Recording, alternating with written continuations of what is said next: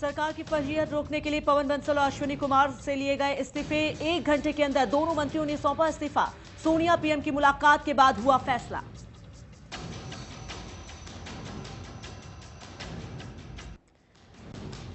इस्तीफे के बाद अब सीबीआई कसेगी पवन कुमार बंसल पर शिकंजा। रेल घूस मामले में बंसल के शामिल होने के सीबीआई के पास अहम दस्तावेज, जल्द हो सकती है पूछताछ।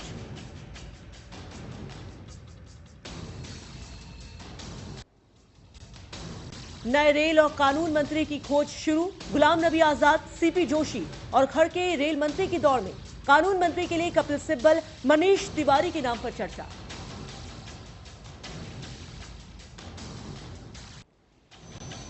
सिद्धारमैया होंगे कर्नाटक के नए सीएम। सोमवार को होगी नए मुख्यमंत्री की ताजपोशी।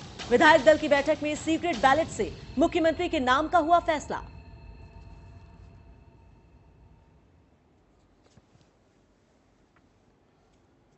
और पाकिस्तान में अगली लोकतांत्रिक सरकार के लिए मतदान शुरू। सुरक्षा के कड़े इंतजाम। 272 संसदीय सीटों के लिए 4670 से ज्यादा उम्मीदवारों की किस्मत का होगा फैसला।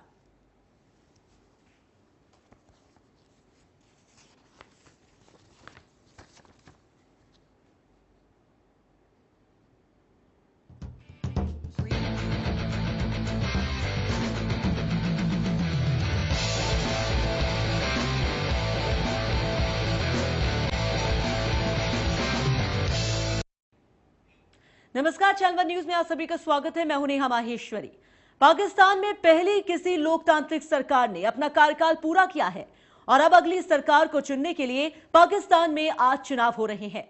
नेशनल असेंबली के साथ ही पाकिस्तान के 4 प्रांतों की असेंबलियों के लिए भी मतदान हो रहे हैं।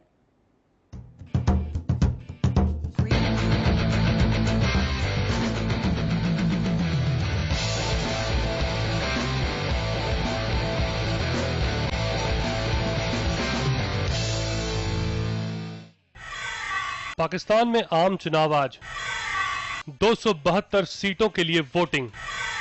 47 से ज्यादा दलों ने उतारे उम्मीदवार। पाकिस्तान के 66 सालों के इतिहास में यह पहला मौका है जब किसी सरकार ने 5 साल का कार्यकाल पूरा किया है और अब उसके बाद चुनाव हो रहे हैं। इतना ही नहीं, पहली बार लोकतांत्रिक रूप से चुनी गई सरकार को सत्ता सौंपी जाएगी। नेशनल असेंबली में 342 सीटें हैं, जिनमें से 272 सीटों पर चुनाव होता है, जबकि बाकी की सीटों को अलग अलग कोटों से भरा जाता है। इस चुनाव में देश भर की 47 से ज्यादा पार्टियां हिस्सा ले रही हैं। इनमें मुख्य पार्टियां पाकिस्तान के मुख्य राजनीतिक दल पाकिस्तान पीपल्स पार्टी, पाकिस्तान मुस्लिम लीग नवाज, पाकिस्तान तहरीक इंसाफ, पाकिस्तान मुस्लिम लीग, मुत्तहिदा कौमी मूवमेंट। इसके अलावा भी पाकिस्तान चुनाव में कई राजनीतिक पार्टियां हिस्सा ले रही हैं। इस चुनाव में कई धार्मिक पार्टियां भी हिस्सा ले रही हैं, लेकिन सबसे मजबूत MLN और PPP को माना जा रहा है। कयास लगाए जा रहे हैं कि इनमें से ही किसी को सरकार बनाने का मौका मिलेगा। इस चुनाव में 8 करोड़ से ज्यादा मतदाता वोटिंग करेंगे। पाकिस्तान में कुल वोटरों की संख्या 8,61,89,802 है, जिसमें महिला वोटर हैं 3,75,00,000। पुरुष वोटर की संख्या 4,86,00,000 है। सत्ता पर कब्जा करने का सपना किस पार्टी का साकार होगा और किसका नहीं, इसका फैसला ये मतदाता करेंगे। नेशनल असेंबली के चुनाव में महिलाओं के लिए भी सीटें आरक्षित की गई हैं।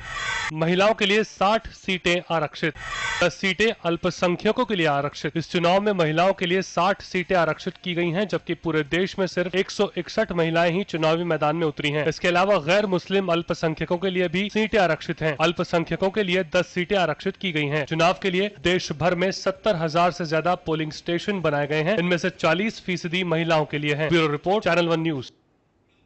तो पाकिस्तान में आज लोकतंत्र का पर्व है और लोकतांत्रिक तरीके से वोटिंग हो रही है। फिलहाल आपको बता दें कि ये वोटिंग, ये चुनाव काफी अहमियत यहां पर रखता है। इसी मुद्दे पर फिलहाल हमारे साथ चर्चा करने के लिए इस वक्त स्टूडियो में मौजूद हैं पाकिस्तान मामलों की जानकार सुषमा यादव जी। सुषमा जी, आपका बहुत बहुत स्वागत है। इसके अलावा हमारे साथ रक्षा विशेषज्ञ मेजर जनरल नीलेंद्र कुमार जी भी हैं। नीलेंद्र जी, आपका बहुत बहुत स्वागत है।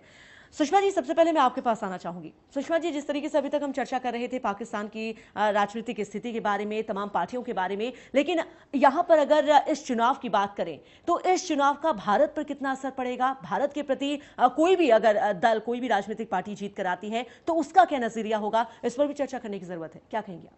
बिल्कुल चर्चा करने की ज़रूरत है, क्योंकि पाकिस्तान हमारा पड़ोसी तो है ही और ऐतिहासिक तौर पर भी पाकिस्तान फैक्टर हमारी फॉरेन पॉलिसी में भी, हमारी इंटरनल पॉलिटिक्स में भी एक बहुत महत्वपूर्ण और अहम भूमिका रखता है।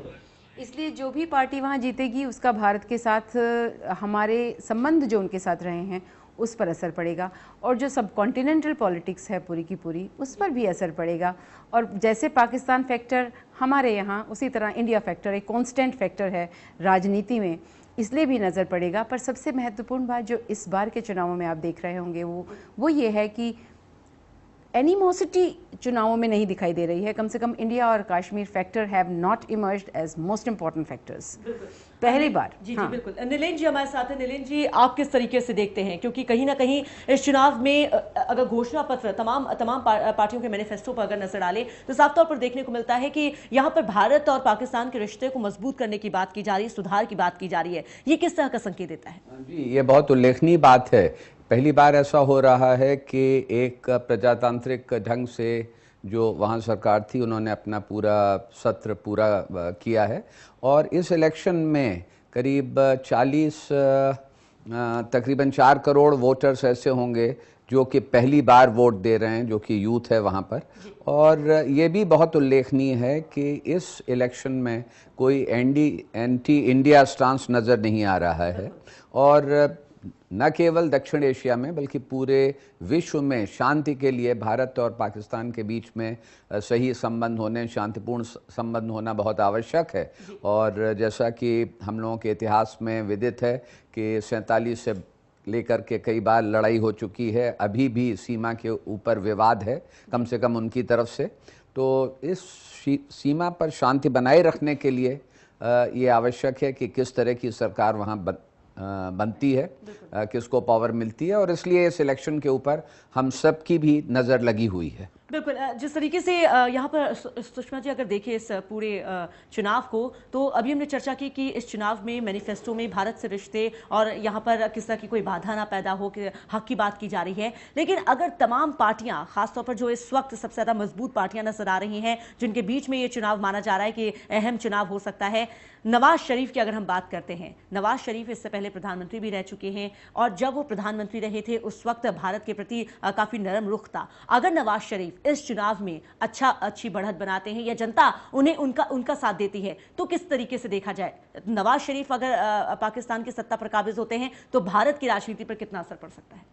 देखिए, इस बार वैसे तो मज़े की बात है नेहा जी की कोई भी एंटी इंडिया बात वहाँ नहीं उठ रही है, इमरान भी ऐसी बात नहीं कर रहे हैं। और इसमें सबसे अच्छी बात यह है कि सभी कुछ विकास की बात कर रहे हैं, कुछ लोकतंत्र की बात कर रहे हैं, कुछ राजनीतिक बात कर रहे हैं, सैनिक बात नहीं कर रहे, राजनीतिक बात कर रहे हैं। इसलिए ये अच्छा है। हाँ, जहाँ तक नवाज शरीफ की बात है, अभी जितने भी कॉरेस्पोंडेंट्स भारत से पाकिस्तान गए हैं, जितना उन्होंने रिपोर्टिंग की है, और जिस तरह से वहाँ के माइनॉरिटीज़ के नेता जो मिलकर आए हैं नवाज शरीफ से, उससे ये लगता है कि उन्हें उम्मीद है कि यदि नवाज शरीफ आए तो एक सॉफ्ट गवर्नमेंट, एक ऐसी सरकार जो उन्हें सुरक्षा देगी, जो उन्हें सुरक्षित माहौल देगी। क्योंकि आप कुछ भी कहें, लगभग अभी भी कोई भी वहाँ माइनॉरिटीज़ को और अल्पसंख्यकों को बहुत सुरक्षित महफूज माहौल नहीं दे पाया है। उनके सामने मुद्दे हैं, उनके सामने अस्तित्व के मुद्दे भी हैं, उनके सामने विकास के मुद्दे भी हैं, उनके सामने जीवन के मुद्दे भी हैं, और इसलिए उनकी नज़र टिकी हुई है कि कौन सरकार बनाता है। और उसमें जिस तरह की अभी तक की बातचीत चल रही है, और जो माहौल है, और जैसा नवाज शरीफ का इतिहास है, और जैसी नवाज शरीफ जब 2 बार वो प्रधानमंत्री रहे थे भारत के प्रति, बिल्कुल जो ये था जब अटल बिहारी वाजपेयी हमारे यहाँ सरकार में थे, तो कुल मिलाकर कह सकते हैं बिल्कुल दोस्ताना माहौल था। एक लग रहा था कि अब दोनों देशों के बीच में जो तलखी है या जो खाई है वो पट रही है, नरमी आ रही है, रिश्ते सुधर रहे हैं। तो क्या एक बार फिर से ये उम्मीद जग सकती है अगर नवाज शरीफ सत्ता पर काबिज होते तो? 2 कारणों से ये उम्मीद ज़रूर जग सकती है। एक तो इसीलिए कि नवाज शरीफ से ये उम्मीद है, और नवाज शरीफ का इतिहास भी है जिससे हमें उम्मीद है, और अभी भी जो भाषा वो बोल रहे हैं और अभी भी जो संकेत वो दे रहे हैं, उससे लगता है कि वो भारत के लिए अच्छा होगा। उसका एक और पहलू भी है, यदि हम पूरे विश्व पर नज़र डालें तो लोकतंत्र और एंटी वॉर एक तरह से माहौल वो भी बन रहा है। छोटे छोटे वॉर्स हो रहे हैं, लेकिन एक एंटी वॉर माहौल है, और शायद पूरे देश की और पूरे विश्व की जनता भी अविकास चाहती है, और पाकिस्तान और साउथ एशिया की जनता और आवाम तो ये ज़रूर चाहता है। तो उन दोनों कारणों से भी यदि वो विकास देंगे तो उन्हें युद्ध की बात करनी भी नहीं पड़ेगी। बिल्कुल, यहाँ पे सुषमा जी आपने बहुत सही बात कही, क्योंकि जिस तरीके से अभी हमने चर्चा करी कि अगर नवाज शरीफ को मौका मिलता है, सत्ता पर काबिज होते हैं, तो भारत के प्रति उनका कैसा रुख रहेगा, जो इतिहास रहा है उस पर चर्चा करी। लेकिन यहाँ पर नीलेन जी हमारे साथ हैं। नीलेन जी, आप तमाम सारी पहलुओं से अच्छे तरीके से वाकिफ हैं, चीजें आपने देखी भी हैं। ये कहा जाता है कि कहीं ना कहीं अगर पाकिस्तान की अगर हम बात करें, ये जो तलखी है, ये तलखी बनाई गई है। बहुत सारे ऐसे दूसरे देश हैं, खासतौर पर अगर अमेरिका की हम बात करें, एक तरफ अमेरिका है तो दूसरी तरफ चीन है। ये ऐसे हैं जो नहीं चाहते कि भारत और पाकिस्तान के बीच कभी भी रिश्ते सुधरे। तो क्या लगता है आपको, अगर नवाज शरीफ सत्ता पर आते हैं तो अमेरिका क्या ये चाहेगा या फिर चाहना चाहेगा? किस तरीके से अगर विदेशी नीतियों की बात करें तो? देखिए, अमेरिका और चाइना का तो असर, जो इन्फ्लुएंस है, वो बहुत इम्पॉर्टेंट है, उसको नज़रअंदाज नहीं किया जा सकता। लेकिन उससे पहले मैं ये भी कहना चाहूँगा कि आशान्वित होना, पॉजिटिव आउटलुक रखना बहुत ज़रूरी है, अच्छा है। लेकिन उसके साथ साथ वास्तविकता से भी हम आंखें बंद नहीं कर सकते। और ये ध्यान रखना होगा कि जब हमारे यहाँ ये आगरा का समिट हुआ, लाहौर की बस यात्रा हुई, उसी के साथ ही साथ तुरंत बाद कारगिल का ऑपरेशन हुआ। और कारगिल के ऑपरेशन में मैं ये कहना चाहूँगा कि उस समय नवाज शरीफ एक वीक या इनफेक्टिव प्राइम मिनिस्टर के रूप में सामने आए कि उन परवेज मुशर्रफ वहाँ पर आर्मी चीफ क्या कर रहे थे, ये प्राइम मिनिस्टर को पता नहीं था, और पता होने के बाद भी वो उस पर काबू नहीं कर पाए और उन्हें बाद में अपनी कुर्सी से हाथ धोना पड़ा। इससे मेरा इशारा ये है कि पाकिस्तान की सत्ता में, वहाँ के प्रशासन में मिलिट्री का एक बहुत अहम भूमिका है। और दूसरी तरफ ISI है, जो कि मिलिट्री के नज़दीक है, लेकिन उसकी अपनी कुछ इंडिपेंडेंट उसकी ख्वाहिश या एस्पिरेशंस और कम से कम भूमिका है। तो इन दोनों से हम अपनी आंखें बंद नहीं कर सकते। और जो भी, यदि नवाज शरीफ साहब आते हैं तो क्या मियां नवाज शरीफ पाकिस्तान की आर्मी को और ISI के ऊपर कंट्रोल रख करके आगे तरक्की की बात कर पाएंगे, ये भविष्य ही बताएगा। बिल्कुल, इस पर भी चर्चा करने की जरूरत है। इस चर्चा को आगे भी हम बढ़ाएंगे, लेकिन फिलहाल यहाँ पर रुकेंगे छोटे से ब्रेक के लिए। जल्द हाजिर होते हैं।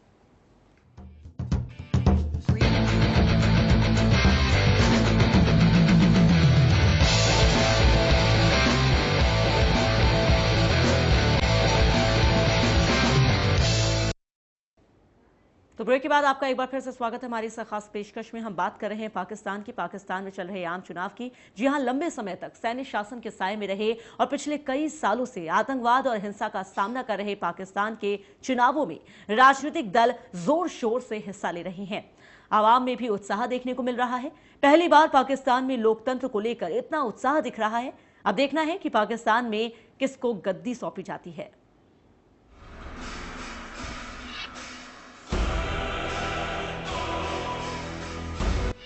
पाकिस्तान में हो रहे आम चुनाव में किसकी जीत होगी?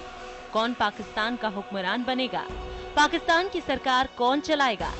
इसका फैसला तो देश की आवाम ही करेगी। लेकिन इस रेस में कौन सा दल कितने पानी में है, आइए इस पर एक नजर डालते हैं। पाकिस्तान पीपल्स पार्टी, बड़े नेता बिलावल भुट्टो और आसिफ अली जरदारी।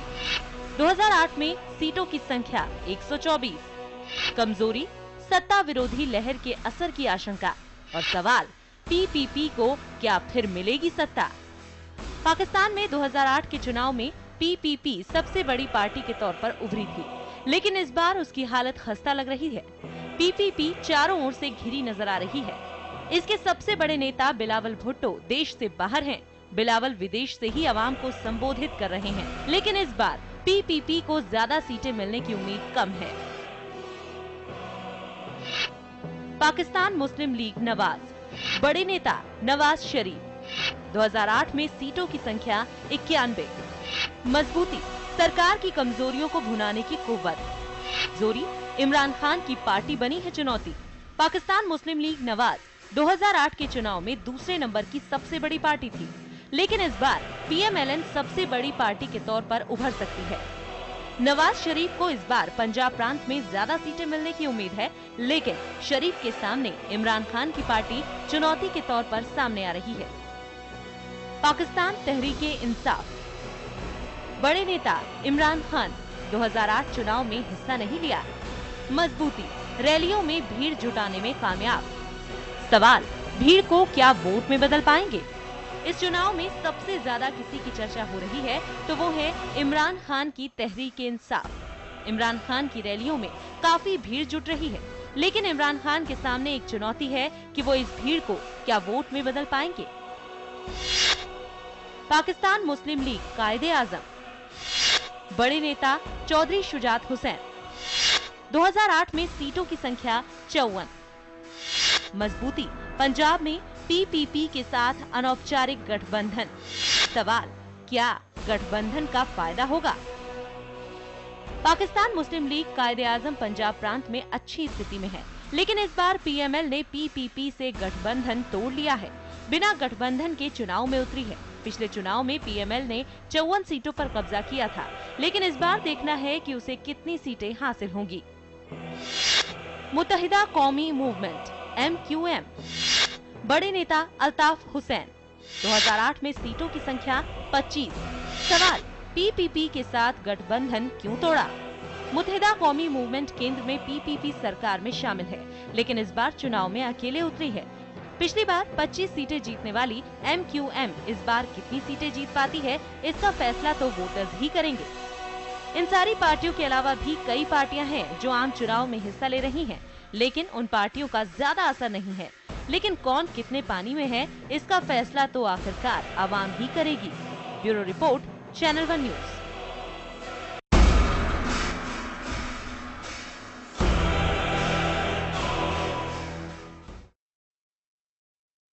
हमने आपको दिखाया कि पाकिस्तान के इस चुनाव में किस तरीके से कौन सी पार्टियां सबसे ज्यादा प्रमुख रूप से निकलकर सामने आ रही हैं, किन किन पार्टियों के बीच में सीधा मुकाबला है। लेकिन सबसे बड़ा सवाल, क्योंकि पाकिस्तान के लोकतंत्र में ऐसा पहली बार हुआ है कि किसी सरकार ने अपने कार्यकाल को 5 साल में यानी कि सत्ता में रहकर अपने कार्यकाल को पूरा किया है, और खास तौर पर पहली बार ऐसा हो रहा है कि एक लोकतांत्रिक सरकार दूसरी लोकतांत्रिक सरकार बनाएगी, यानी कि सत्ता की बागडोर देगी। तो कुल मिलाकर काफी अहम है ये चुनाव, और इसी वजह से जोश भी खासा लोगों के अंदर देखने को मिल रहा है। हम चर्चा कर रहे हैं कि भारत नीति पर कितना असर पड़ेगा, भारत को लेकर जो कोई भी सरकार अगर आती है, किसी भी पार्टी की सरकार आती है, तो उसका नजरिया क्या होगा। नवाज शरीफ को लेकर हमने बात करी, लेकिन हम बात कर लेते हैं पीपीपी की, जिससे 5 साल सत्ता पर काबिज होकर तमाम सारी चीजें पाकिस्तान के लिए की हैं, और इस दौरान भारत और पाकिस्तान के रिश्तों में काफी तलखी भी आई है। सुषमा जी, यहां पर आपसे जाएंगे, जिस तरीके से पीपीपी की अगर हम बात करें तो इन 5 सालों में बहुत कुछ हुआ, चाहे वो मुंबई धमाकों की हम बात करें, मुंबई में हमला हुआ था, इसके अलावा अगर देखा जाए सरबजीत का मुद्दा जो हाल ही में हुआ था। कुल मिलाकर क्या लगता है आपको, अगर नवाज शरीफ को जनता नहीं चुनती और पीपीपी को एक और बार मौका देती है, अगर उसके आने के चांसेस बनते हैं, तो क्या लगता है कि क्या वाकई में रिश्तों में कोई सुधार होगा, या जो कड़वाहट इन 5 सालों में बनी हुई है वो आगे भी जारी रहेगी? देखिए, मैं पहले तो ये कहना चाहूँगी कि बहुत उम्मीद नहीं नज़र आ रही है जहाँ तक पीपीपी की बात है जी। आसिफ जरदारी खुद कैंपेन कर नहीं पा रहे हैं, और बिलावल को बाहर भेजना बेवजह नहीं है, बिल्कुल, क्योंकि बिलावल ठीक है वोट नहीं कर पा रहे थे, लेकिन बिलावल को बाहर भेजना ये संकेत भी दे रहा है कि PPP itself is not sure जी।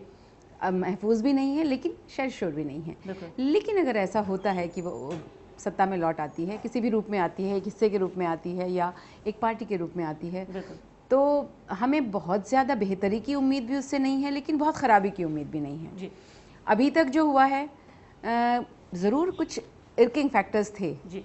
धमाकों की बात की आपने, कसाब की सज़ा की बात हुई, सरबजीत वाला मुद्दा हुआ जो बहुत ही ख़राब था ह्यूमैनिटेरियन तौर पर भी और एक देश के रूप में भी, पर उसके बावजूद वो इलेक्शन का मुद्दा नहीं बना।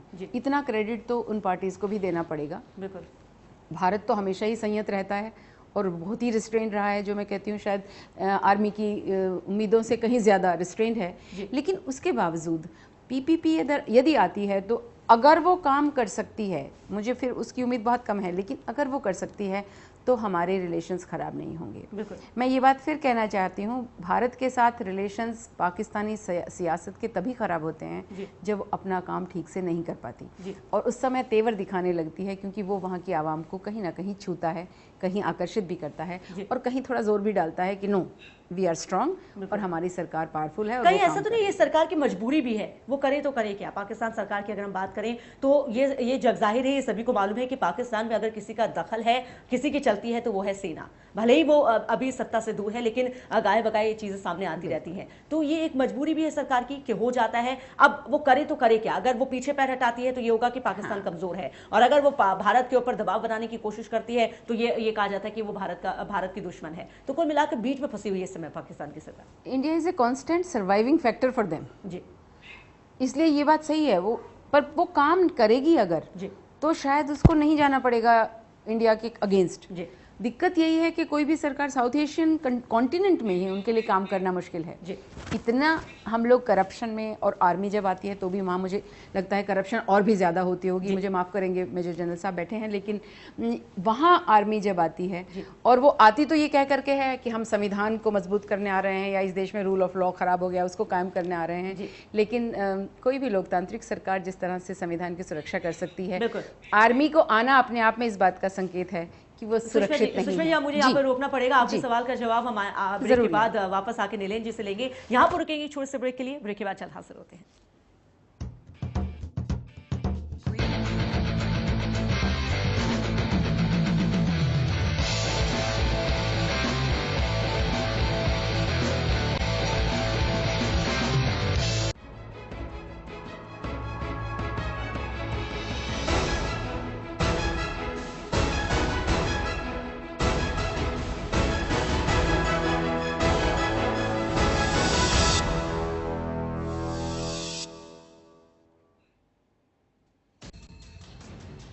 सरकार की फजीहत रोकने के लिए पवन बंसल और अश्विनी कुमार से लिए गए इस्तीफे। 1 घंटे के अंदर दोनों मंत्रियों ने सौंपा इस्तीफा। सोनिया पीएम की मुलाकात के बाद हुआ फैसला।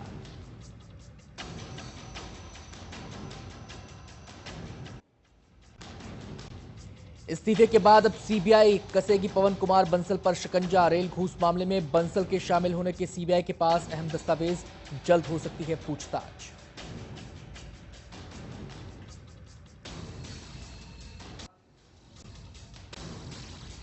नए रेल और कानून मंत्री की खोज शुरू। गुलाम नबी आजाद, सीपी जोशी और खड़गे रेल मंत्री की दौड़ में। कानून मंत्री के लिए कपिल सिब्बल, मनीष तिवारी के नाम पर चर्चा।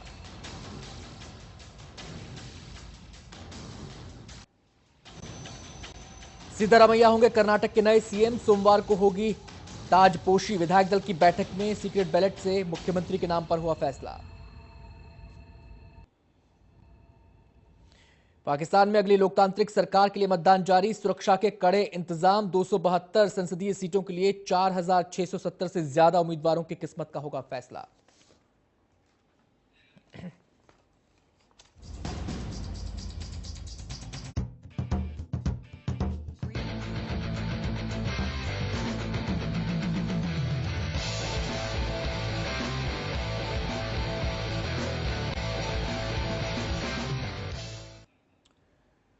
नमस्कार, पाकिस्तान के आम चुनाव पर हमारी खास पेशकश आप देख रहे हैं। मैं हूं आनंद भट्ट। आज 342 नेशनल असेंबली सदस्यीय 272 सीटों का जिस पर चुनाव हो रहा है। आपको बता दें कि 342 सदस्य होते हैं पाकिस्तान की नेशनल असेंबली में, जिनमें से 272 सीटों पर सीधे चुनाव होता है और बाकी 70 सीट रिजर्व होती हैं, 60 महिलाओं के लिए और 10 अल्पसंख्यकों के लिए। इन 70 सीटों पर वो उम्मीदवार अनुपातिक प्रतिनिधित्व के आधार पर चुने जाते हैं, यानी कि जिस पार्टी को सीधे चुनाव में ज्यादा सीटें मिलती हैं उनकी सूची की वरीयता के आधार पर बाकी जो आरक्षित सीटें हैं उनको अलॉट कर दी जाती हैं। 272 सीटों के लिए वोटिंग शुरू हो चुकी है।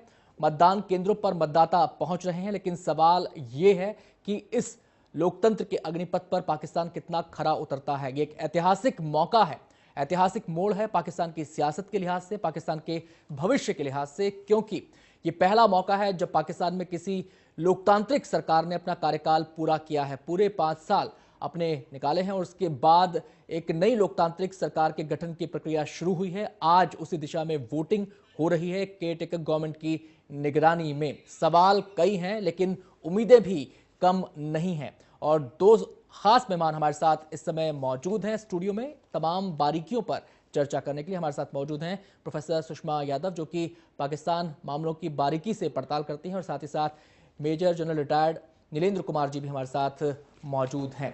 सबसे पहला सवाल यहाँ पर मैं सुषमा जी से करना चाहूँगा। सुषमा जी, क्या लगता है कि लो वोटिंग ट्रेंड जो पाकिस्तान की सियासत में देखने को अक्सर मिलता है, क्या इस बार उसको तोड़ देगी आवाम?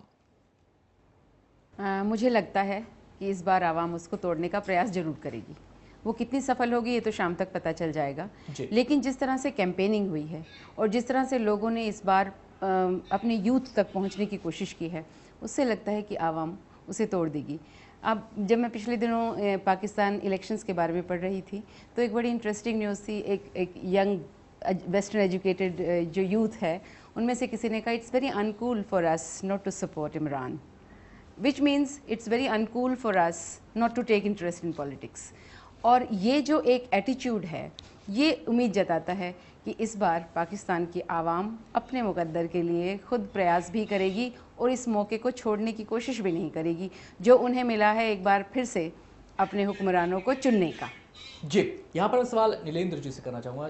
नीलेंद्र जी, जब भी पाकिस्तान की सियासत की बात होती है, पाकिस्तान में सत्ता की बात होती है, तो आर्मी का जिक्र अक्सर आता है, और ऐसे में इस पूरे माहौल को देखने के बाद आपको क्या लगता है, क्या आर्मी पाकिस्तान में लोकतंत्र के लिए जो एक मुहिम शुरू हुई है पिछले दिनों में, जो एक लोगों में भी उत्साह देखा जा रहा है, क्या आपको लगता है कि आर्मी उसके साथ कदमताल कर पाएगी? क्या आर्मी खुद को एक अभी सरकार के एक संस्था के तौर पर मानने को तैयार है, या फिर वो अभी भी प्रमुख भूमिका ही चाहती है? देखिए, ये निर्विवाद सत्य है कि पाकिस्तान के इतिहास में फ़ौज की बड़ी इम्पॉर्टेंट भूमिका रही है। और अयूब खान से अगर हम देखें तो 3 बार ऐसा हुआ कि वहाँ पर फ़ौजी शासन रहा। लेकिन उसके साथ साथ कुछ उल्लेखनीय बातें जो अभी पिछले 5 वर्षों में हैं और जिनकी ओर मैं आपका ध्यान आकर्षित करना चाहूँगा, वो ये है कि उसमें पहली बार किसी लोकतांत्रिक सरकार ने 5 वर्ष पूरे किए हैं। तो इस दौरान फ़ौज डायरेक्टली इंटरफेयर नहीं कर पाई है। दूसरी चीज़ उल्लेखनीय मैं ये कहना चाहूँगा कि फ़ौज की ताकत के बावजूद ओसामा के ऊपर पाकिस्तान ने अमेरिका ने अटैक किया और वहाँ वहाँ आ करके उन्होंने उनकी ज़मीन पर उसको न्यूट्रलाइज़ कर दिया। और तीसरी चीज़ जो बहुत इम्पॉर्टेंट है कि पिछले कुछ वर्षों में वहाँ पर न्यायपालिका की और हायर जुडिशरी का शिकंजा मजबूत होता रहा है। और इस बार जब वहाँ पर परवेज़ मुशर्रफ साहब आए तो बहुत उम्मीदें लेकर के आए थे, उनकी पॉलिटिकल एम्बिशंस फिर दोबारा रिवाइव होती दिख रही थी, लेकिन उसके बावजूद उनको वहाँ पर हिरासत में ले लिया गया और उनके ऊपर संगीन चार्जों पर मुकदमा चलने की बात है, जिसमें मर्डर और कॉन्स्पिरेसी के चार्जेस हैं। तो इन 3 फैक्टर्स से मैं दिखाना चाहता हूँ कि पाकिस्तान में फ़ौज की जो गिरफ्त है शायद उसका शिकंजा कुछ कम पड़ रहा है। और ये भी चीज़ है कि फ़ौज के ऊपर अब जबकि अफ़गानिस्तान से अमरीकी फ़ौजें वहाँ से हटेंगी अगले साल, तो पाकिस्तान के लिए वो जो एक डिस्टर्ब्ड उनका फ्रंटियर है वो भी वहाँ पर हिफाजत बनाए रखना और सीमा पर नियंत्रण रखना उनके लिए एक चुनौती होगी। तो कुल मिलाकर के ये कहा जा सकता है कि पाकिस्तान में फ़ौज की भूमिका जो अब तक बहुत प्रमुख रही है, अब उसके ऊपर कुछ ज़्यादा दबाव पड़ रहा है। जी सुषमा जी, यहाँ पर नीलेंद्र जी ने जो जिक्र किया मुशर्रफ साहब का, पहले भी हम जब बातचीत कर रहे थे तो वो एक फैक्टर था, उस पर हम अब चर्चा करने जा रहे हैं कि क्या ये माना जाए कि मुशर्रफ साहब भले ही एक सैनिक शासक के तौर पर ताकतवर रहे हों, उन्होंने कई कड़े फैसले लिए हों, लेकिन एक सियासतदान के तौर पर वो उतने मैच्योर नहीं हैं। ये सवाल लगातार पाक मीडिया में भी उठता है। क्या मुशर्रफ ने एक परिपक्व फैसला किया पाकिस्तान लौटने का? क्या उन्हें अंदाज़ा नहीं था कि वो जा रहे हैं सियासत में एक अहम भूमिका निभाने के लिए, लेकिन उनको नज़रबंद हो जाना पड़ जाएगा? तो क्या ये माना जाए कि उनकी परिपक्वता का उनके अंदर अभाव था, मैच्योरिटी का अभाव था, या फिर वो ठीक से चीज़ों को जज नहीं कर पाए? आनंद, दोनों बातें दिखती हैं। मुशर्रफ एक बहुत ही संजीदा या मैच्योर पॉलिटिशियन के रूप में तो कभी भी नहीं आए।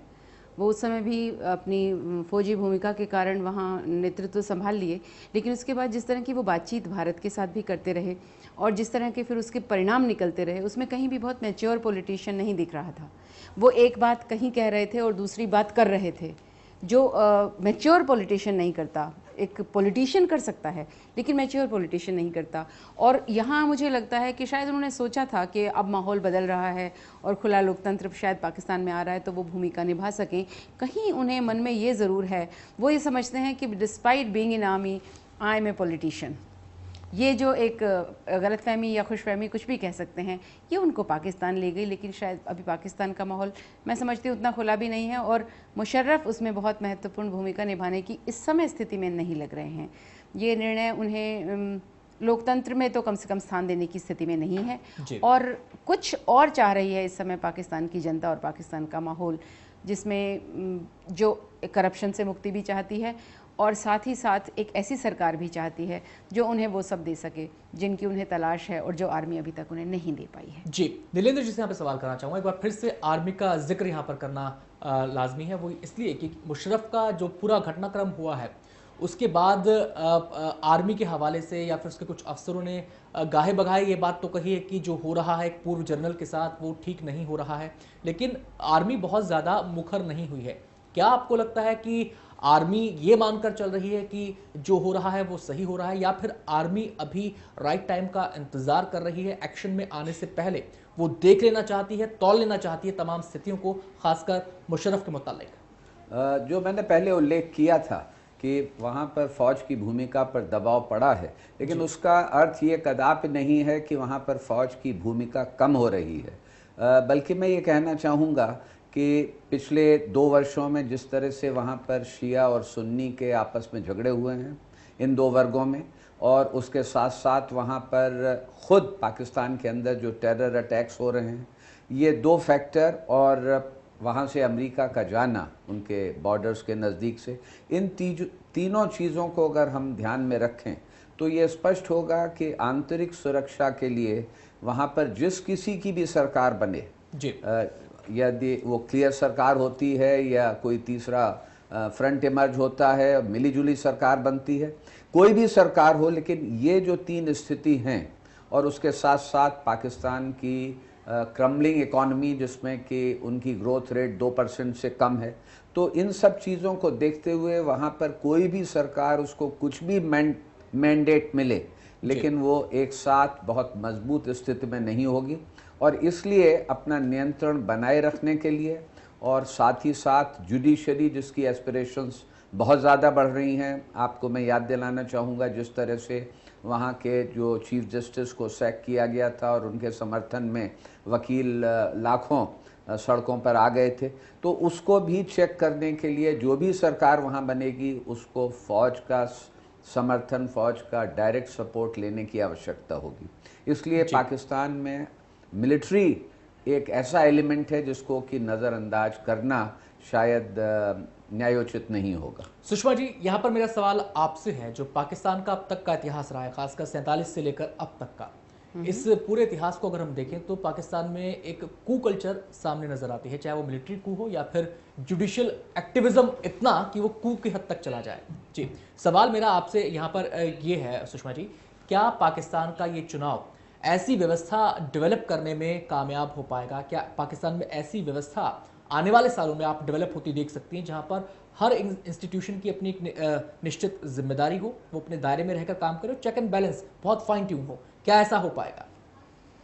मैं एक बार फिर से यही कहूँगी अनंत कि it is too early to say this. ये चुनाव उस दिशा में एक बहुत महत्वपूर्ण कदम हो सकते हैं, लेकिन ये चुनाव ऐसी व्यवस्था ला पाएंगे ये बहुत जल्दी है, क्योंकि कहीं भी जब डेमोक्रेटिक कल्चर हम इस्टेब्लिश करना चाहते हैं और स्टेबलाइज करना चाहते हैं तो it takes lot of time. वो पहले लोगों के दिलो दिमाग में छाती है, उसकी संस्थाओं में छाती है, उन संस्थाओं से फिर से वहाँ के जो इंस्टीट्यूशंस हैं उनमें कहीं ठहरती है, तब जाकर के वो कल्चर बनती है। और जिस तरह से सारे ही तृतीय विश्व के देशों में और ख़ासकर उन देशों में जहाँ मिलिट्री कू हुए हैं, पाकिस्तान उनमें से एक है, उन सभी देशों में इस तरह की कल्चर आने में समय लगेगा, क्योंकि वो हम जो कहते हैं ना, कई बार जब आदत पड़ जाती है सत्ता की तो हर संस्था उसे प्राप्त करने की कोशिश करती है, और इन छोटे देशों में ये सरल भी है, आसान हो जाता है उनके लिए। तो इसलिए उन सबको अभी वो आदत पड़ी हुई है, वो ज़रूर कोशिश करेंगे जैसे ही उन्हें मौका मिले वो सत्ता हासिल करने की, क्योंकि सत्ता का एक अपना आकर्षण होता है। और इसलिए पाकिस्तान में जैसे अभी तक हुआ है और बाकी सब देशों की तरह से ही जहाँ भी मिलिट्री कू हुए हैं, ये ख़तरा बना रहेगा एक बहुत सशक्त सरकार और एक ऐसी सरकार जो सच में जो वादे देती है वो पूरे कर सके और इन संस्थाओं को भी अपने अपने स्थान में नियंत्रित रख सके, संयत रख सके। यदि वो 5 साल काम कर गई तो कुछ उम्मीद होगी कि हाँ, पाकिस्तान में ऐसी संस्कृति उभर आ रही है जो लोकतांत्रिक संस्कृति है, जो संवैधानिक संस्कृति है। जिसकी आप बात कर रहे हैं वो वास्तव में एक कॉन्स्टिट्यूशनल रिजीम है, जिसमें आर्मी अपना काम करे, जुडिशरी अपना काम करे और एग्जीक्यूटिव अपना काम करे और लेजिस्लेचर अपना काम करे। लेकिन अभी इनमें जो मिक्स दिख रहा है, और जब जिसको मौका लग जाता है, यदि जुडिशरी को मौका लगता है तो वो बाकी सबको लो करके और ये दिखाने की कोशिश करती है कि we are protecting the law and we are protecting the constitution. और आर्मी को जब मौका मिलता है तो बिल्कुल यही भाषा का प्रयोग करके वो ये जताने की कोशिश करती है कि लोगों के वेलविशर केवल हम हैं और संविधान के रक्षक भी केवल हम हैं और देश के रक्षक भी केवल हम हैं। ये पाकिस्तान में अब तक चलता रहा है। इस बार क्योंकि पहली बार ऐतिहासिक है कि 5 साल एक सरकार चली और 5 सालों के बाद वो चुनाव के लिए तैयार भी है, तो ये उम्मीद ज़रूर कर सकते हैं। लेकिन इसमें भी बहुत वक्त लगेगा कि एक ऐसी संस्कृति वहाँ आ जाए जिसको हम संवैधानिक संस्कृति कहते हैं, जिसको हम संवैधानिक व्यवस्था कहते हैं और जिसको हम संवैधानिक मानसिकता कहते हैं जी। हम उम्मीद करें कि ऐसी संस्कृति वहाँ आए। जी बिल्कुल, हमारी ये चर्चा जारी है और जब ब्रेक के बाद हम लौटेंगे तो इस पहलू को भी छुएंगे कि पाकिस्तान के ये चुनाव अमेरिका के लिए कितने अहमियत रखते हैं और भारत के लिए इनकी क्या अहमियत है। इस पहलू को भी छुएंगे बस एक छोटे से ब्रेक के बाद।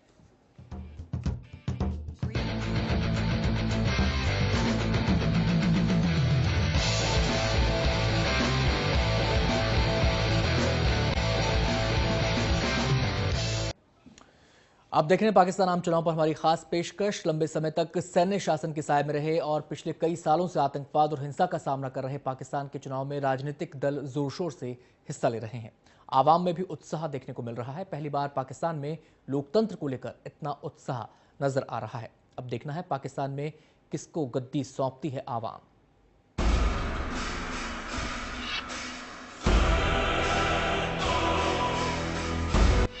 पाकिस्तान में हो रहे आम चुनाव में किसकी जीत होगी? कौन पाकिस्तान का हुक्मरान बनेगा? पाकिस्तान की सरकार कौन चलाएगा? इसका फैसला तो देश की आवाम ही करेगी। लेकिन इस रेस में कौन सा दल कितने पानी में है, आइए इस पर एक नजर डालते हैं। पाकिस्तान पीपल्स पार्टी, बड़े नेता बिलावल भुट्टो और आसिफ अली जरदारी। 2008 में सीटों की संख्या 124। कमजोरी, सत्ता विरोधी लहर के असर की आशंका और सवाल, पीपीपी को क्या फिर मिलेगी सत्ता? पाकिस्तान में 2008 के चुनाव में पीपीपी सबसे बड़ी पार्टी के तौर पर उभरी थी, लेकिन इस बार उसकी हालत खस्ता लग रही है। पीपीपी चारों ओर से घिरी नजर आ रही है। इसके सबसे बड़े नेता बिलावल भुट्टो देश से बाहर हैं। बिलावल विदेश से ही आवाम को संबोधित कर रहे हैं, लेकिन इस बार पीपीपी को ज्यादा सीटें मिलने की उम्मीद कम है।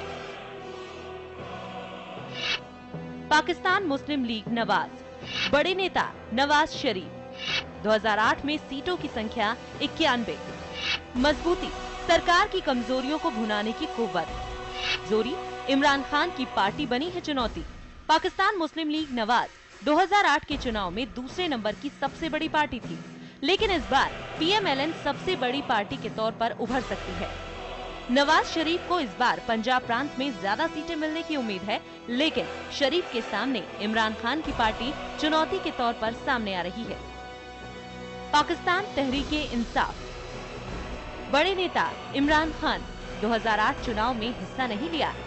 मजबूती, रैलियों में भीड़ जुटाने में कामयाब। सवाल, भीड़ को क्या वोट में बदल पाएंगे?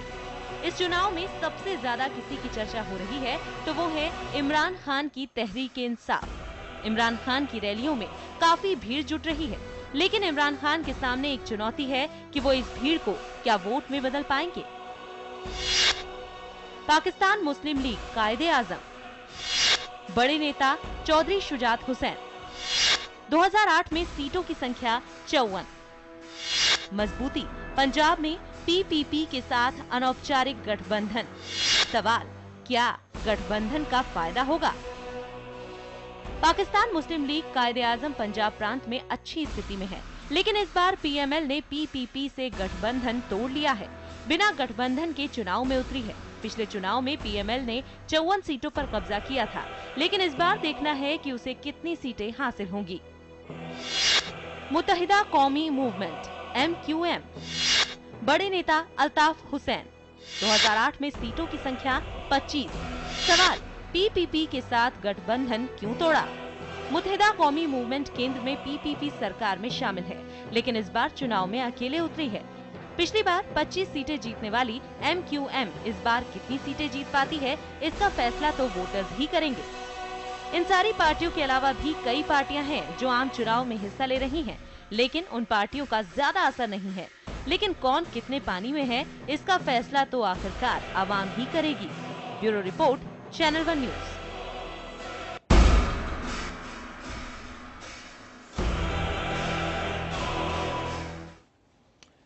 और तमाम पहलुओं पर चर्चा करने के लिए दो खास मेहमान लगातार हमारे साथ स्टूडियो में बने हुए हैं। यहाँ पर मैं सवाल करना चाहूँगा नीलेंद्र जी से। नीलेंद्र जी, जब भी पाकिस्तान का जिक्र होता है या वहाँ की सियासत का जिक्र होता है तो आर्मी के साथ साथ अमेरिका का भी जिक्र लाजमी हो जाता है।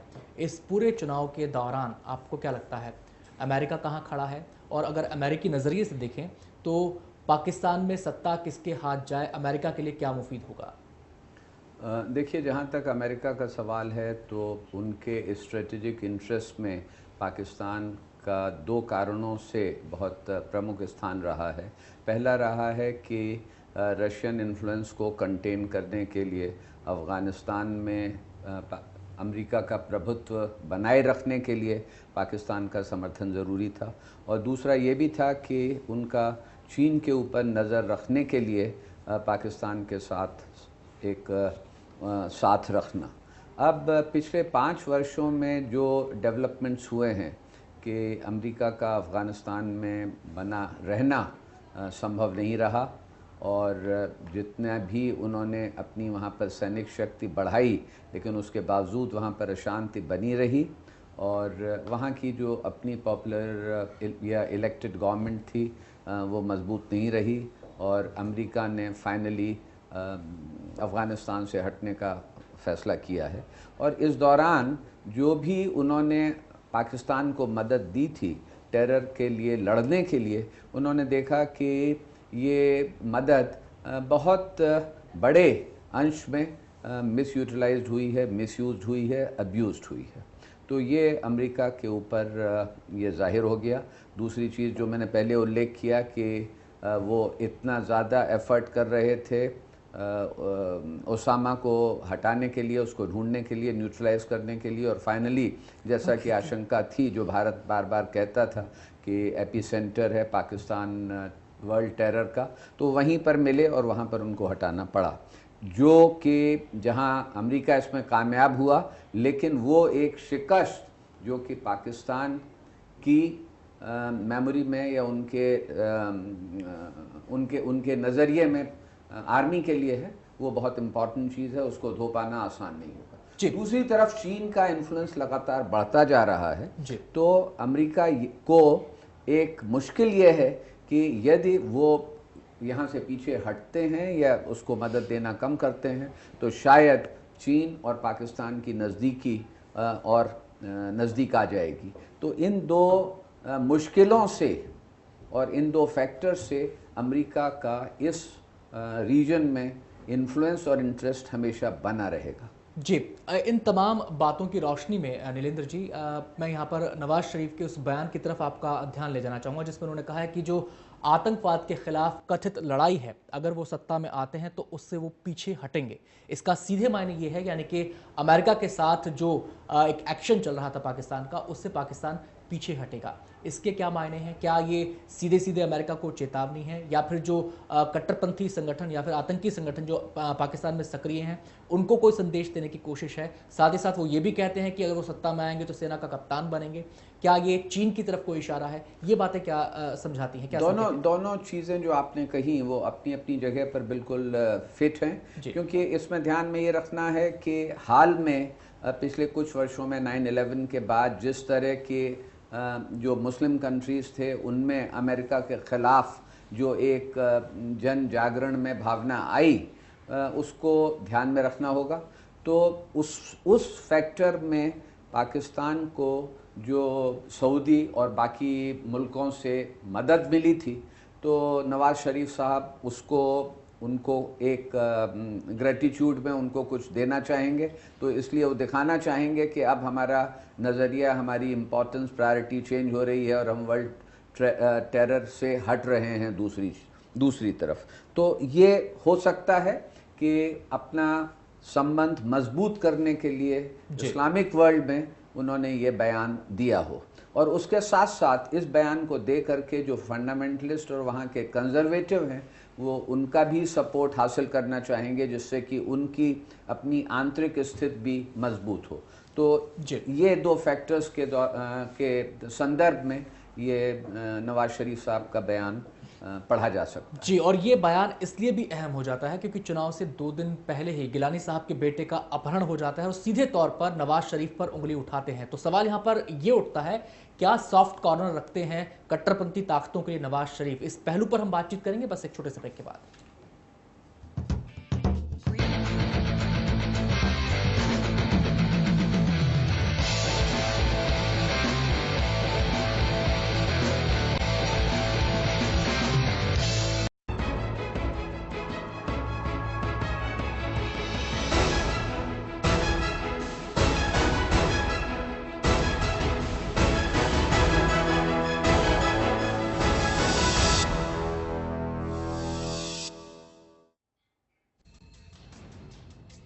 पाकिस्तान में बड़ी जीत की और नवाज शरीफ तीसरी बार प्रधानमंत्री बनना तय, सबसे बड़ी पार्टी बनकर उभरी पीएमएल।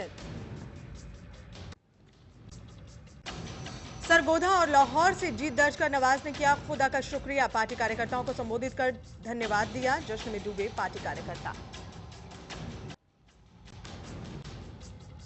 इमरान की उम्मीदों पर फिरा पानी, 2 नंबर पर तहरीक इंसाफ, तो चुनाव में जरदारी की पार्टी का सफाया।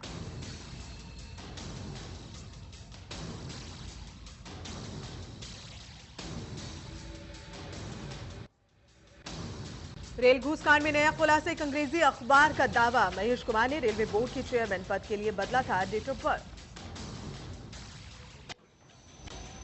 और आईपीएल 6 खेले गए मैच में हैदराबाद ने पंजाब को दी 30 रनों से मात, पार्थिव पटेल बने मैन ऑफ द मैच।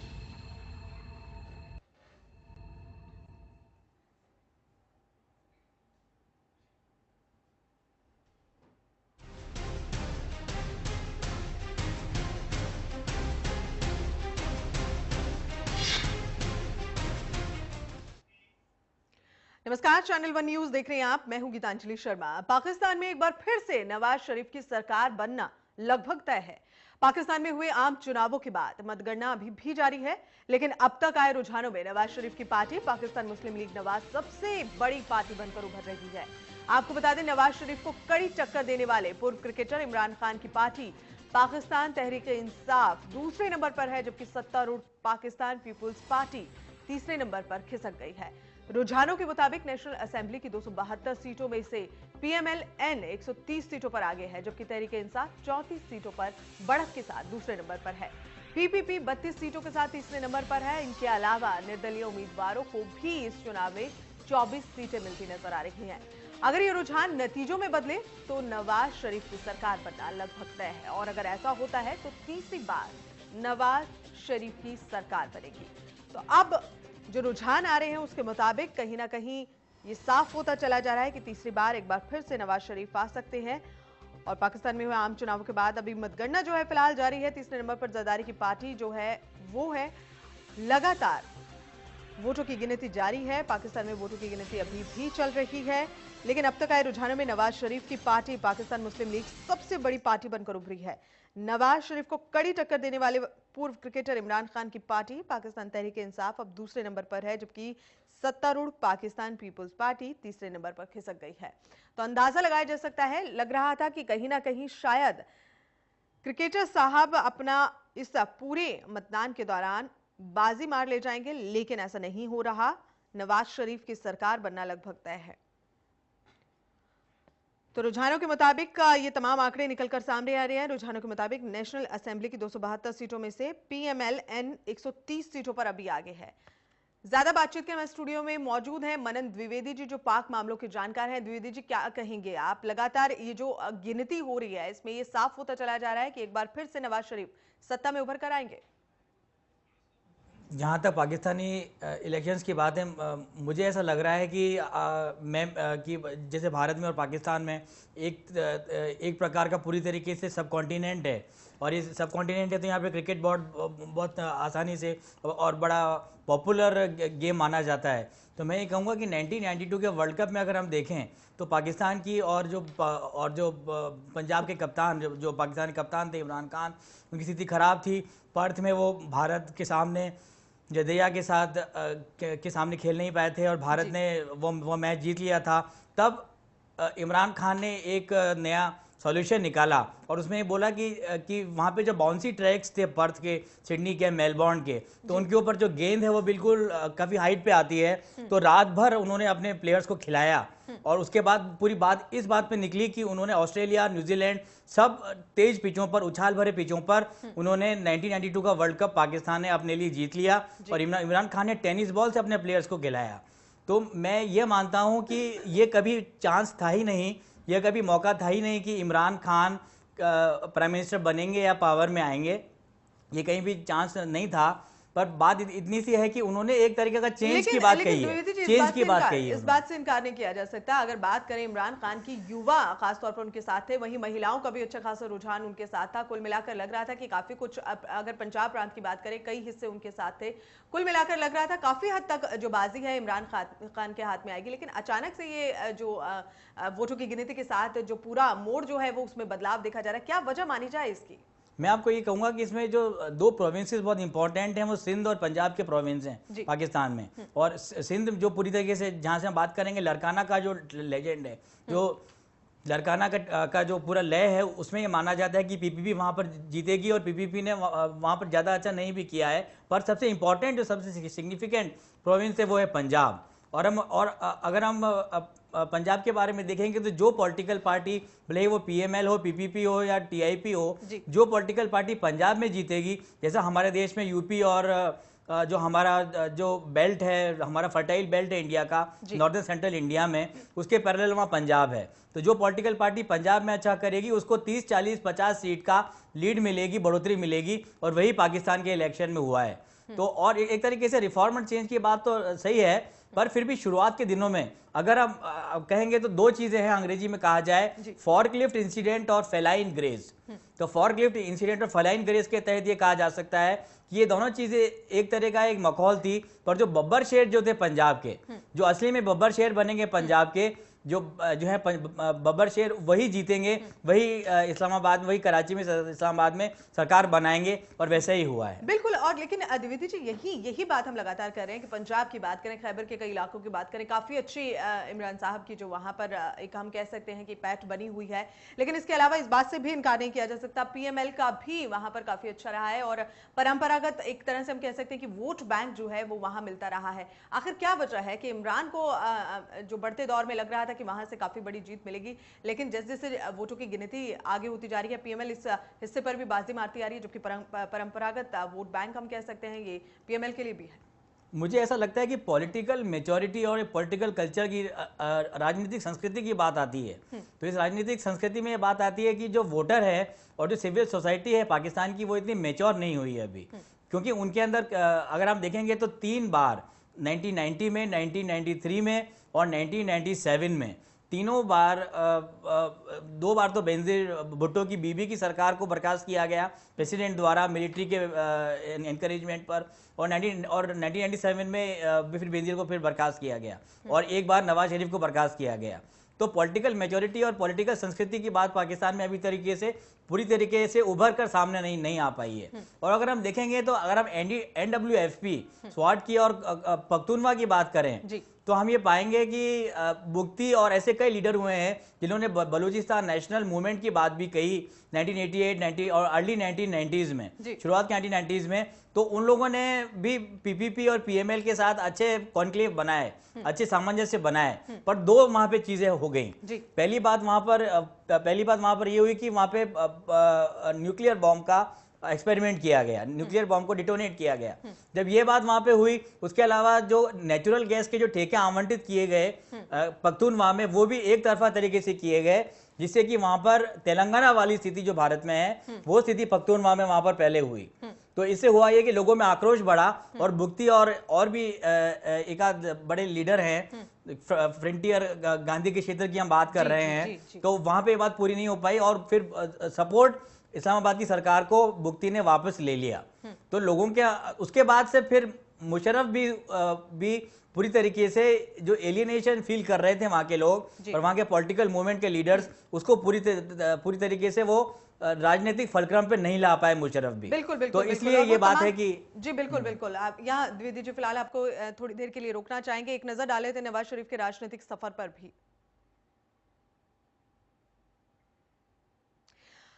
तो कैसा रहा राजनीतिक सफर नवाज का? 1981 में पंजाब प्रांत के वित्त मंत्री थे नवाज शरीफ और उसके बाद धीरे धीरे किस तरह से राजनीति में वो आए, ये आपके सामने तमाम बातें जो हैं वो बताने की कोशिश करें। 1985 में पंजाब प्रांत के मुख्यमंत्री भी नियुक्त किए गए।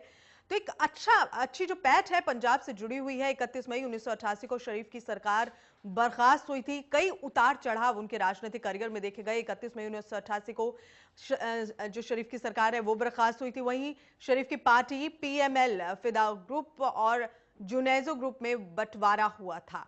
तो किस तरह से राजनीतिक सफर में हलचलें रही नवाज शरीफ के, वो आपको बताने की कोशिश करें। नवंबर 1990 में देश के 12वें प्रधानमंत्री बने थे नवाज शरीफ। तो 12वें प्रधानमंत्री बने और उसके बाद अप्रैल 1993 में प्रधानमंत्री पद से उन्होंने इस्तीफा भी दे दिया। तो ये उथल पुथल जो है उनके राजनीतिक करियर में रही। किस तरह से वो उथल पुथल रही, किस तरह से वो राजनीति में आए और एक बार फिर से 1997 में नवाज शरीफ प्रधानमंत्री बने। तो इस्तीफा दिया। 1997 में एक बार फिर से प्रधानमंत्री का पद उन्होंने ग्रहण किया और इस बार फिर से जो रुझान अभी तक आ रहा है उसको देखते हुए लगता है कि एक बार फिर से वापसी कर रहे हैं। प्रधानमंत्री काल में नवाज शरीफ के कई संवैधानिक उन्होंने सुधार किए हैं। और हम बात करें अगर भारत की, तो भारत को भी कई जो अपेक्षाएं हैं वो जरूर नवाज शरीफ से हैं। नवाज का न्यायपालिका और सेना के साथ टकराव अक्सर रहा है और उस टकराव का खामियाजा हम कह सकते हैं कि कई बार उनके जो करियर में आया और उसको भुगतना भी उन्हें पड़ा।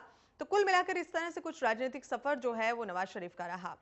12 अक्टूबर 1999 को नवाज की सरकार का तख्ता पलट हो गया। ये एक वो समय था जो बहुत ही परेशानियों वाला, बहुत ही हलचल पैदा करने वाला था इनके राजनीतिक करियर में सरकार का पूरा तख्ता पलट हुआ था। तत्कालीन सेना अध्यक्ष परवेज मुशर्रफ ने इनका तख्ता पलट किया था। तो कहीं ना कहीं इस बार इनकी फिर से जीत, एक इतिहास जरूर यहां पर रचती नजर आएगी। नवाज पर मुशर्रफ के विमान का अपहरण और आतंकवाद फैलाने का आरोप लगा। तो मुशर्रफ के विमान को अपहरण किया, आतंकवाद फैलाने का उन पे तमाम आरोप लगे। ऐसे ही उन पे आरोप लगे थे। मुशर्रफ के विमान को अपहरण करने का आरोप भी लगा था। नवाज को परिवार के 40 सदस्यों के साथ सऊदी अरब निर्वासित कर दिया गया था, जबकि पाकिस्तान में उनके बाहर जाने के बाद कई अटकलें लगाई जा रही थी। तमाम तरह की बातें थी। 2007 में एक बार फिर से नवाज शरीफ ने पाकिस्तान में वापसी की और फिर जो राजनीतिक करियर में जो हम लगातार उन हलचलों की भी बात बता रहे हैं आपको कि क्या कुछ हलचलें रही। सऊदी अरब चले गए, उसके बाद 2007 में एक बार फिर से उन्होंने पाकिस्तान में वापसी की।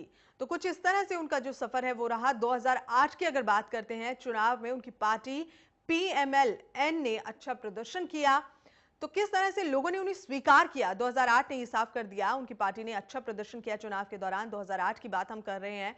उनकी पार्टी ने अच्छा प्रदर्शन किया और लोगों ने उनकी इस प्रदर्शन को इसको एक्सेप्ट भी किया और इसके साथ ही जिस तरह से सत्ता में वापसी उनकी लगातार होती रही, उसको मद्देनजर रखते हुए कहीं ना कहीं 2008 का जो सफर था उनका, 2008 का जो साल था उनके लिए महत्वपूर्ण था।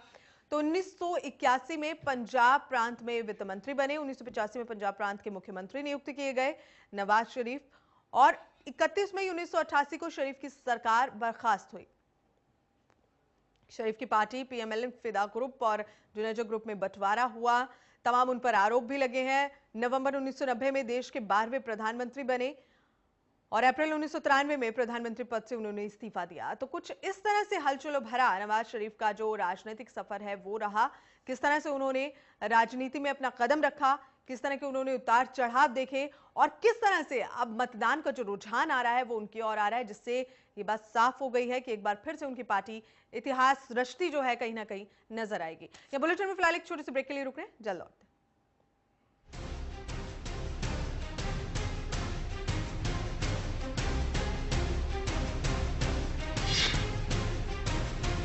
के बाद स्वागत है आपका। तो एक बार फिर से जो रुझान, हम पाकिस्तान मतदान की लगातार बात कर रहे हैं, पाकिस्तान के मतदान की अब गिनती इस वक्त चल रही है, वोटिंग की जो गिनती है वो चल रही है, उसको देखते हुए जो रुझान है वो नवाज शरीफ की ओर एक बार फिर से इशारा कर रहे हैं। लगातार हमारे साथ मनन द्विवेदी जी पाक मामलों की जानकार स्टूडियो में बने हुए हैं। नमन जी, क्या कहेंगे आप? जो रुझान है वो कहीं ना कहीं साफ करते आ रहे हैं कि नवाज शरीफ जो है एक बार फिर से सत्ता पर काबिज होंगे।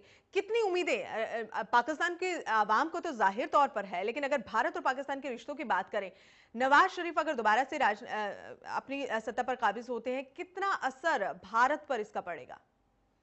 अभी आपने बड़ा महत्वपूर्ण क्वेश्चन यहाँ पर किया, तो मैं कहूँगा कि जो बातें पहले से आ रही थी कि भाई पाकिस्तान का एक पुराना पिछले 60-65 साल से ये ट्रेडिशन रहा है, ये उनका अनुभव रहा है, भारतीय राजनयिकों का भी अनुभव रहा है कि एक तरीके से एक बगबियर नाम की बात होती है। तो बगबियर नाम की बात उसमें ये होती है कि पाकिस्तान में जो भी गलत हो रहा है कि वहाँ की जो आवाम है उनका व्यू नहीं रहा है। जो हम रशिया जाएं, हम साउथ वेस्ट पैसिफिक जाएं, हम मनीला जाएं या हम इस्लामाबाद जाएं, तो भारत का बड़ा सम्मान किया जाता है, लोगों में बड़ा प्रेम है और लोग चाहते हैं कि हम भारत के साथ और तरीके से ट्रैक टू पे बातचीत हो।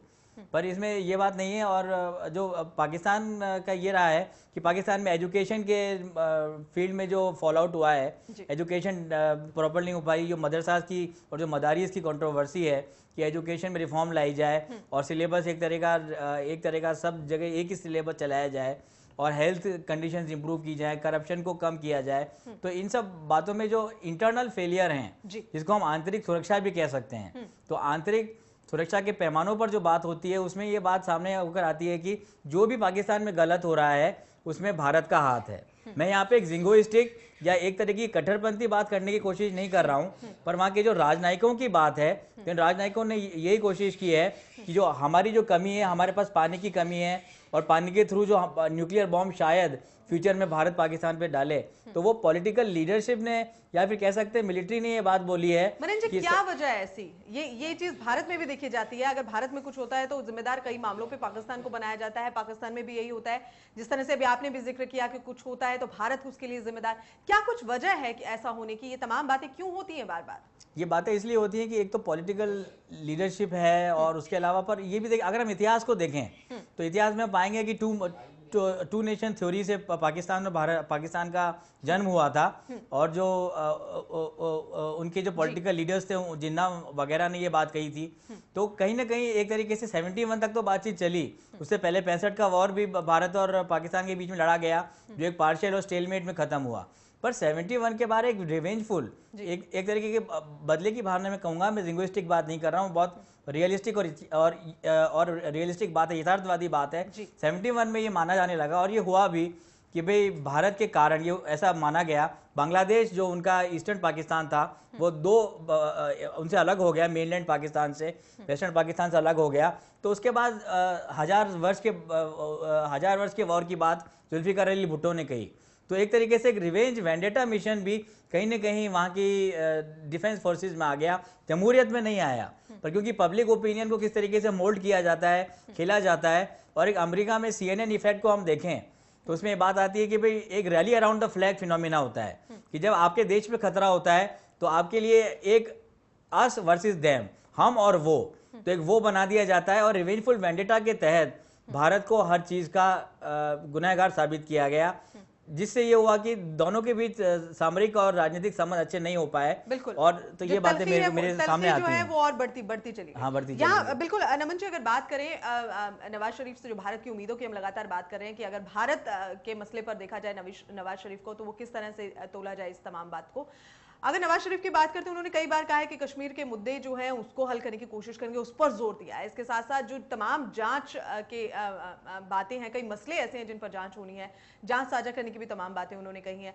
क्या कथनी और करनी में, जैसे अक्सर पाकिस्तान और भारत के बीच में फर्क देखा जाता है, क्या इस बार भी देखा जाएगा? या नवाज शरीफ से जो उम्मीदें हम कह सकते हैं, उम्मीदें ना कहकर अगर ये कहें कि एक सफर होना चाहिए दो देशों के बीच में, जो तमाम राजनीतिक मसले हैं उनका हल निकलना चाहिए, उसको देखते हुए क्या कहें? क्या यहाँ नवाज शरीफ भारत और पाकिस्तान के मसले पर बिल्कुल फिट बैठेंगे तमाम बातों को लेकर?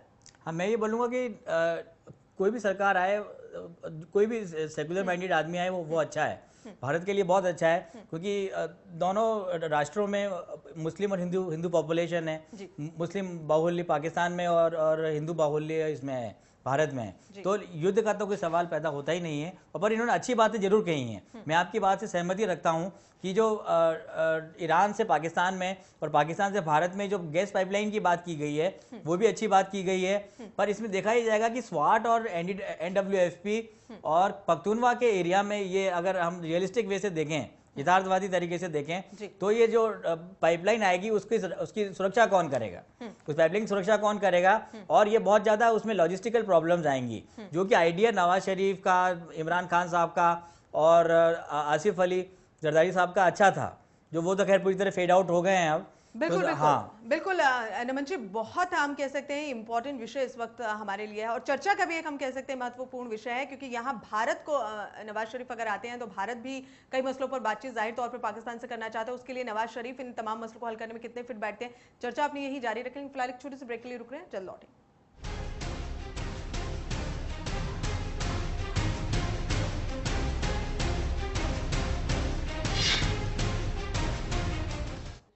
ब्रेक के बाद स्वागत है आपका। हम लगातार बात करें नवाज शरीफ की वापसी की, और जो गिनती का रुझान आ रहा है उसको देखते हुए लग रहा है कि नवाज शरीफ एक बार फिर से वापसी करेंगे। एक इतिहास हम कह सकते हैं, नवाज शरीफ यहां पर गढ़ते नजर आएंगे। और हमारे साथ इस वक्त स्टूडियो में नमन द्विवेदी जी मौजूद हैं पहले से, और अभी अभी हमारे साथ जुड़ी हैं प्रोफेसर सुषमा यादव, राजनीतिक वैज्ञानिक। तमाम जो पाकिस्तान के मामले हैं उन पर चर्चा के लिए बातचीत का रुख अपना उनकी ओर करते हैं। सुषमा जी, सबसे पहले जानना चाहेंगे, जो रुझान आ रहे हैं उनको देखते हुए लग रहा है कि नवाज शरीफ ही लौटेंगे, जाहिर तौर पर लौटते भी नजर आ रहे हैं। हम आपसे पहले अभी बात कर रहे थे नमन जी से कि लगातार भारत और पाकिस्तान के रिश्तों पर बात कर रहे थे, और उसके बाद नवाज शरीफ के आने के बाद भारत और पाकिस्तान के रिश्तों में कितना सुधार आएगा, और जितने मसले पड़े हैं, जो पेंडिंग पड़े हैं, वो कितने हद तक हल होते नजर आएंगे, आप क्या कहेंगे? देखिए गीतांजलि जी, जहाँ तक मैं समझती हूँ, it's too early to expect this, क्योंकि अभी नवाज शरीफ अगर आएंगे तो सत्ता संभालेंगे, सत्ता संभालने में उन्हें बहुत सारे जोड़ तोड़ करने पड़ेंगे, और बहुत सारे जो उन पर प्रेशर्स हैं, दबाव हैं, उन सब से जूझना पड़ेगा। और जो हम कल भी बात कर रहे थे और सभी बात कर रहे हैं कि उनके पीछे और किस किस के हाथ थे, उन सब से भी बातचीत करनी पड़ेगी। तो भारत से संबंध सुधारने का मुद्दा उसके बहुत बाद में आएगा।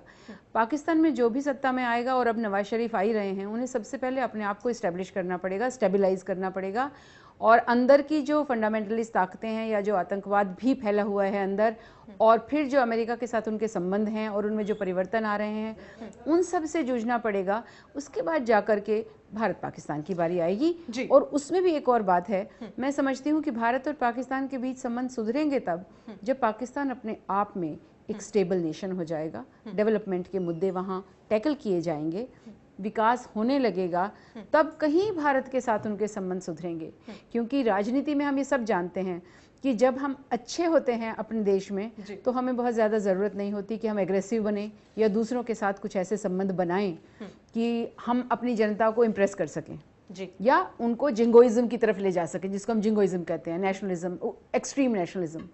लेकिन जब हम अपने देश में शासन अच्छी तरह चला रहे होते हैं, जनता खुश होती है, हम उनके प्रॉमिसेस पूरे कर रहे होते हैं, तो हमें इस प्रकार के संबंध बिगाड़ने की ज़रूरत नहीं होती। तो इंशाल्लाह हमको अभी तो ये दुआ करनी चाहिए कि नवाज शरीफ साहब जो हैं वो एक क्लियर कट मेजॉरिटी ले लें, उन पे बहुत ज़्यादा दबाव ना हो। और फिर जो उन्होंने बात की है, अगर आपने देखा हो इन सब पार्टीज़ के बीच में, तो नवाज शरीफ का एक विजन, मैं यहाँ आपको याद दिलाना चाहूँगी, जो पाकिस्तान भारत के जर्नलिस्ट की टीम गई थी, उनमें से एक ने बहुत सुंदर एक वाकया लिखा था कि किसी पुराने वित्त मंत्री ने, पाकिस्तान के पुराने वित्त मंत्री ने नाम अपना छुपा करके ये कहा कि अगर मेरा बस चले तो हम पाकिस्तान में ऐसी सरकार लाएं जिसमें पीपीपी का सेक्युलरिज्म हो और पीएमएल नवाज शरीफ का इकोनॉमिक विजन हो, और इमरान खान जो कह रहे हैं उनकी साफ सुथरी छवि जो है उस प्रकार की करप्शन, भ्रष्टाचार मुक्त सरकार हो। बिल्कुल। यहाँ सुषमा जी, अभी इमरान साहब का आपने जिक्र किया, बिल्कुल यहाँ जो नतीजे, जो रुझान हम कह सकते हैं नवाज शरीफ की ओर आ रहे हैं, लेकिन क्या ज़रूरत पड़ेगी इमरान साहब की नवाज साहब को? नहीं, ऐसा लगता नहीं है कि पड़ेगी। लेकिन सरकार में जो जो चीज़ देखना चाहते हैं लोग, ये बड़ा इम्पॉसिबल सी बात थी, लेकिन ये उन वित्त मंत्री अगर कह रहे हैं तो वो जनता की नब्ज समझ कर कह रहे होंगे। यानी एक पॉलिटिशियन जो जीत चुके हैं, सरकार में रह चुके हैं, वो अगर ये बात कह रहे हैं तो नब्ज समझ कर कह रहे होंगे। इसका मतलब जो नवाज शरीफ साहब कह रहे थे कि मैं जनता को पावर मुहैया कराऊंगा, जो बिजली की समस्या वहाँ इस समय एक भयंकर समस्या है, वो मुहैया कराऊंगा, तो अगर वो उसकी तरफ काम करेंगे तो बिजली कहीं से अपने आप तो पैदा नहीं होगी, उसके लिए और बहुत सारे सुधार भी चाहिए। बिल्कुल। एक और बड़ी इंटरेस्टिंग बात वहाँ आई थी कि उन्होंने कहा मैं भारत के साथ समझौता करूंगा कि मुझे कोल मिल जाए, वहाँ से मुझे कोयला मिले। ये नहीं पता यहाँ कोलगेट पहले ही चल रहा है या इस तरह की समस्या चल रही है। लेकिन बिल्कुल, तो सुषमा जी क्या कहें, राजनीतिक अनुभव की कमी यहाँ पर इन तमाम बातों के पीछे, और वही नवाज शरीफ की बात करें, एक अच्छा खासा अनुभवी हम कह सकते हैं कि नेता है, जाहिर तौर पर एक ये डिफरेंस भी जो है ये भी मैटर कर रहा है। बिल्कुल मैटर करता है, और जिस तरह का उनका राजनीतिक सफर रहा है जो अभी तक आप दर्शकों को बता रहे थे, उस सफर से एक बात तो जाहिर है कि वो राजनीति जानते हैं, और राजनीति भी जानते हैं और पाकिस्तान को भी जानते हैं, और बहुत हद तक भारत को भी जानते हैं। तो इसलिए उनसे ये उम्मीद की जा सकती है कि वो फिलहाल कोई ऐसे कदम नहीं उठाएंगे जिससे भारत पाकिस्तान के संबंध खराब हो। सुधारने की कोशिश जरूर करेंगे, क्योंकि यदि हम उनकी पिछली रिजीम भी देखते हैं तो सिंबॉलिकली उन्होंने बहुत से ऐसे काम किए थे जिनसे भारत और पाकिस्तान नज़दीक आते दिखे थे। उनका परिणाम क्या हुआ, उनका रिजल्ट क्या हुआ, वो एक अलग बात है। तो अभी हमें उम्मीद है, क्योंकि नवाज के साथ जिस तरह से जर्नलिस्ट मिलकर आए थे और सबको लगा था उन्होंने माइनॉरिटीज़ को बुलाया है, उनको वादा किया है कि हम एक ऐसा पाकिस्तान बनाएंगे जिसमें सभी लोग ठीक से रह सकें, तो वो भारत के लिए भी एक अच्छी उम्मीद, मैं समझती हूँ अच्छी पहल हो सकती है। जी जी जी बिल्कुल। नमन जी, आप क्या कहेंगे इस बात पर? लगातार जो है तमाम जो उम्मीदें हम कह सकते हैं कि भारत को जाहिर तौर पर हैं, हालांकि सुषमा जी का कहना है कि बहुत जल्दी होगा ये सब सोचना, बिल्कुल सही बात है कि अभी फिलहाल अपनी ही आवाम को उन्हें संभालना है, और इसके साथ साथ कई और अलग अलग काम जो हैं उन्हें करने हैं, कई ऐसी जिम्मेदारियां जो पाकिस्तान में निभा रही हैं। फिर भी भारत की अगर बात करें, आने वाले समय की बात करें, कितनी उम्मीद रखनी चाहिए नवाज शरीफ साहब से? जी, मैं आपसे ये बात कहूँगा कि एक तरीके से पाकिस्तान में जो बात हो रही है वो है राजनीतिक द्वंद्व परिदृश्य, मतलब political contest model. Israel Palestine से अगर हम कंपेयर करें पाकिस्तान को तो हो सकता है कि बहुत पेसिमिस्टिक बात हो जाएगी, पर फिर भी पॉलिटिकल कॉन्टेस्ट मॉडल में कहा जाता है कि एक स्टेट एक्टर होता है, एक नॉन स्टेट एक्टर होता है, एक राज्य होता है, और एक पर राज्य होता है, दूसरा राज्य होता है जो नॉन स्टेट एक्टर होता है। तो उसमें क्या होता है, नॉन स्टेट एक्टर जो यहाँ पे तहरीक तालिबान है और कट्टरपंथी ताकतें हैं, तो ये कट्टरपंथी ताकतों के हाथ में स्टेट के रिसोर्सेज नहीं होते, क्योंकि इनके अंदर स्टेट के रिसोर्सेज नहीं होते, तो ये लोग एक स्पेक्टेकुलर इफेक्ट, एक बैम्बूजलिंग इफेक्ट की बात करते हैं, जिससे कि इनोसेंट लोगों को के अंदर आतंक फैलाया जाए, उनको ख़त्म किया जाए, जिससे कि अंतर्राष्ट्रीय कम्युनिटी की और देश की डोमेस्टिक मीडिया की और पब्लिक ओपिनियन का जो सारा अट्रैक्शन है उनकी एक्टिविटी पे जाए। तो NWFP और पख्तूनवा में ये पॉलिटिकल कॉन्टेस्ट बहुत हद तक बढ़ा हुआ है। तो मुझे ऐसा लगता है कि अगर अमेरिका का जो इंटरवेंशन है NWFP और अफगानिस्तान में और एबटाबाद के बाद जो घटनाएं हुई हैं उन पे अगर कंट्रोल लाया जाए, उनको अगर थोड़ा प्रयत्न भी किया जाए कि उनको किसी तरीके से सकारात्मक रास्ते पर लाया जाए, तो नवाज शरीफ पूरे पाकिस्तान के लिए भला कर सकेंगे। क्योंकि अभी शिया सुन्नी या MQM जो मुत्तहिदा कौमी मूवमेंट की जो राजनीति है वो बड़ी ही स्पोरेडिक है और छोटे छोटे नुक और क्रैनी में फैली हुई है, तो उन चीज़ों का इतना मतलब मेरे हिसाब से पाकिस्तान की राजनीति में नहीं है। तो अगर पख्तूनवा में और अमेरिका के साथ अगर ढंग से बात करेंगे नवाज शरीफ, तो भारत के साथ एक कंटिन्यूम के तहत अच्छी बातचीत हो जाएगी।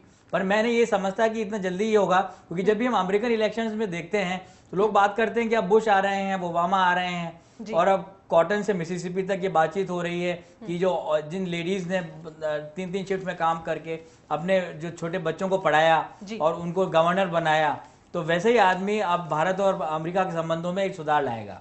तो ये एक तरीके का हाइपरबोल है, एक तरीके का रिटोरिक है। बिल्कुल। तो इस हाइपरबोल और रिटोरिक के बारे में हमको ज़्यादा सोचना नहीं चाहिए, क्योंकि हम लोग एक मैच्योर पॉलिटिकल कल्चर में रह रहे हैं, तो अभी हमको 1-2 महीने का समय देना चाहिए। बिल्कुल, अभी थोड़ा वक्त ज़ाहिर तौर पर लगेगा। वैसे फिलहाल नवाज का जो सफ़र किस तरह से रहा, वो तमाम राजनीतिक सफर में हलचलें भी रही, उतार चढ़ाव भी रहे, लेकिन उसके बावजूद लगता है कि एक बार फिर से दोबारा वापसी जो है उनकी होगी, और उसको देखते हुए कहीं ना कहीं जो तमाम और अन्य जो पार्टियां थी जो चुनावी मैदान में उन्हें टक्कर दे रही थी, उनके लिए एक निराशा की बात यहाँ पर जरूर होगी। सुषमा जी, अगर बात करें जिस तरह से भारत और पाकिस्तान की हम लगातार बात कर रहे हैं, और जाहिर सी बात है सुषमा जी, आपसे बिल्कुल चर्चा यहाँ जारी रखेंगे। फिलहाल हम इस वक्त सीधा रुख कर रहे हैं, हमारे साथ फोन लाइन पर वेद प्रताप वैदिक जी हैं जो पाक मामलों के विशेषज्ञ हैं और बेनजीर परिवार से काफी नजदीक भी रहे हैं वो। वेद जी, सबसे पहले तो आपका स्वागत है। वेद जी, ये जो चुनाव के जो रुझान आ रहे हैं ये साफ साफ नवाज साहब की ओर इशारा कर रहे हैं, क्या कुछ कहेंगे आप? मियां नवाज शरीफ इस समय पाकिस्तान के सबसे सीनियर लीडर हैं, सबसे ज्यादा अनुभव उनको है और सारी ऊंच नीच देख चुके हैं। फौज के साथ जैसा उनका खट्टा मीठा संबंध रहा है जी। और जो तकलीफें वे भुगत चुके हैं और भारत और पाकिस्तान के बीच भी जो रिश्तों में मधुरता या कड़वाहट रही है उसकी भी वे साक्षी रहे हैं। इसलिए मुझे लगता है कि उनके प्रधानमंत्री बनने पर भारत और पाकिस्तान की चीजें बहुत तक सुलझेंगी। बिल्कुल वेद साहब, साथ साथ जिस तरह से नवाज साहब की हम लगातार बात कर रहे हैं, उनके राजनीतिक सफर में उनके अपने जीवन में काफी उतार चढ़ाव रहे हैं। तख्ता पलट होने के बाद दोबारा से उनकी वापसी जो हुई, तमाम तरह की बातें, उनके राजनीतिक करियर में भी कई जो बातें हैं ऐसी, आवाम क्या खास एक उनसे अपना रिश्ता कायम रखती है या फिर क्या कुछ वजह है कि बार बार नवाज शरीफ का जो नाम है वो वहां की आवाम लेती है और चाहती है कि नवाज शरीफ लौटे?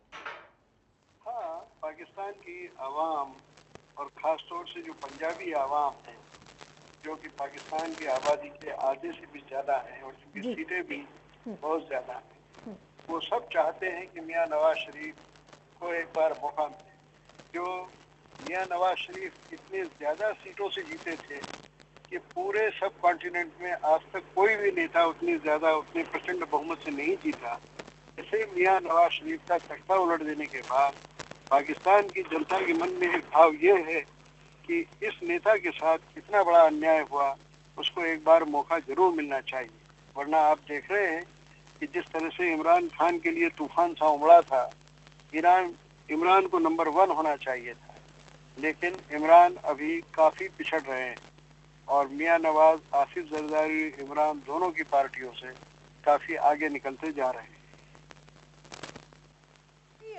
वाकई जो चौंकाने वाली बात, लेकिन इसमें चौंकाने जैसा कुछ है भी नहीं है जी। शुरू से ही जो एक लग रहा था कि जो नवाज शरीफ हैं उनके एक राजनीतिक अच्छा खासा उनके पास एक अनुभव है, उसको देखते हुए कहीं ना कहीं लग रहा था और अगर लौटते हैं तो तीसरी बार एक बार फिर से सत्ता पर काबिज होंगे। तमाम तरह की बातें हैं, उसको देखकर कहीं ना कहीं ये अंदाजा पहले से भी था कि इमरान साहब भले ही एक बेहतरीन क्रिकेटर हैं लेकिन राजनीति में बेहतरीन साबित होंगे, इसका अंदाजा लोगों को शायद कम था। और इसके साथ साथ शायद यही वजह थी कि आवाम जो है एक बार फिर से झुकाव जो है उनका वो नवाज साहब की ओर हुआ। जी, आप बेनजीर परिवार के काफी नजदीक रहे हैं, काफी करीब से आप उन्हें जानते हैं, उस परिवार को जाना है आपने। आप इस पूरे चुनाव को लेकर खासकर और आने वाले समय को लेकर जो पाकिस्तान में नवाज शरीफ के बाद आएगा, क्या कुछ अपना नजरिया रखते हैं?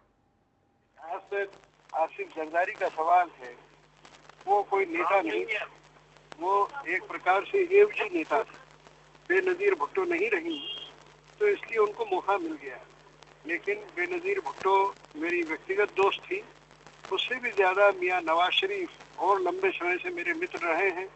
मियां साहब के साथ रहने का मुझे मौका भी मिला है, मैं उनको अच्छी तरह जानता हूँ।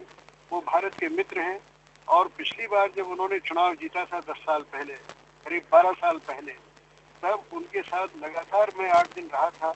मियां नवाज शरीफ ने भारत के पक्ष में इतने साहसिक बयान दिए थे कि मुझसे लोग उनके घर पर मॉडल टाउन में और उनके रायगढ़ के फार्म हाउस में दोनों जगह मुझे पाकिस्तानी जर्नलिस्ट कहने लगे कि मियां साहब को आपने मरवा दिया, आपकी वजह से मियां साहब ने इतने प्रो इंडिया बयान दे दिए, उनको कल वोट बिल्कुल नहीं मिलेगा। और वो 3/4 बहुमत से जीत कर आए। इस बार भी मियां साहब ने अपना जो घोषणा पत्र पार्टी का घोषित किया है उसमें भारत के साथ संबंध सुधारने की शपथ ली। इसके अलावा उन्होंने अपने चुनाव के आखिरी भाषण में भारत पर जो आतंकवादियों का हमला हुआ है उसकी खोज करवाने की बात भी कही है। उन्होंने फौज के संबंधों पर भी पुनर्विचार की बात कही है। इस मायने में मियां नवाज शरीफ का प्रधानमंत्री बनना पाकिस्तान के लोकतंत्र के लिए वरदान साबित हुआ है। अगर वो प्रधानमंत्री बनते हैं, उनको क्लियर कट बहुमत मिलता है, तो मुझे लगता है कि भारत पाकिस्तान रिश्ते बहुत ही सुधर जाएंगे। और अगर बात करें खुद पाकिस्तान की, पाकिस्तान में जो हालात हैं, बिगड़ते हालात हैं, उनको और खासकर हम कहें कि जमहूरियत के लिए खास तौर पर यहाँ जो है वापसी करना बेहद जरूरी है। और अगर बात करें, अगर ये तमाम तरह के बदलाव करने हैं, जो बिगड़े हालात इस वक्त खुद पाकिस्तान में चल रहे हैं उनको उनमें बदलाव करना है, तो कहीं ना कहीं जमहूरियत के लिए ये एक जो वापसी है ये भी कहीं हद तक जरूरी मानी जाए साहब। बहुत जरूरी है। पाकिस्तान की जमहूरियत टिकती नहीं अगर मियां नवाज शरीफ को इतनी ज्यादा वोट नहीं मिलते। मुझे इमरान साहब से कभी कभी डर लगता है कि इमरान साहब को सत्ता चलाने का कोई अनुभव नहीं है और वो अपने क्रिकेट के मद में मस्त होकर कुछ ऐसे काम कर सकते थे कि जो बहुत ही आपत्तिजनक होते। उनका अपना बर्ताव भी लोकतांत्रिक होता है या नहीं ये पता नहीं। आप देखें कि इमरान की पार्टी में पाकिस्तान के कोई भी नामी गिरामी नेता नहीं है, जबकि मियां नवाज शरीफ और आसिफ जरदारी के साथ बहुत से बड़े नेता हैं, क्योंकि वो एक कुछ मायने में, बड़े मायने में लोकतांत्रिक पार्टियां हैं, जबकि इमरान खान की बिल्कुल वन मैन शो है।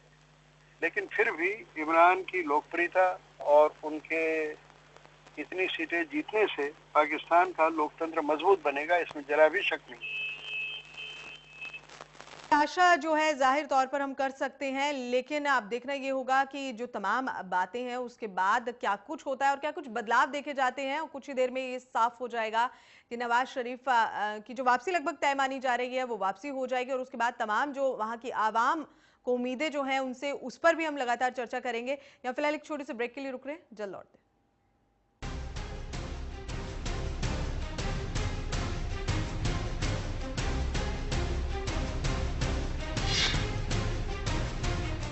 ब्रेक के बाद स्वागत है आपका। लगातार चर्चा कर रहे हैं नवाज शरीफ की वापसी की चर्चा में। इस वक्त नमन द्विवेदी जी हमारे साथ स्टूडियो में मौजूद हैं। प्रोफेसर सुषमा यादव हमारे साथ स्टूडियो में मौजूद हैं जो पाक मामलों की अच्छी खासी जानकार हैं। रुख सीधा उनके और करते हैं, बातचीत का सिलसिला आगे बढ़ाते हैं।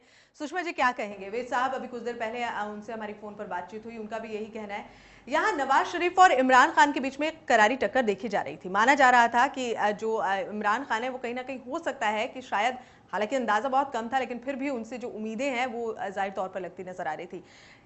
अगर हम नवाज शरीफ और इमरान खान के बीच बात करें, भारत के लिए कौन बेहतर, भारत के कई मामलों को लेकर किससे उम्मीदें ज्यादा लगाई जाए? देखिए, अब तो वैसे कोई कंपैरिजन ही नहीं रहा, क्योंकि इमरान साहब राजनीतिक रेस में नहीं हैं। और उससे पहले भी अगर इन दोनों की बात करते तो एक पुरानी कहावत है अंग्रेजी की, a known devil is better than a unknown friend.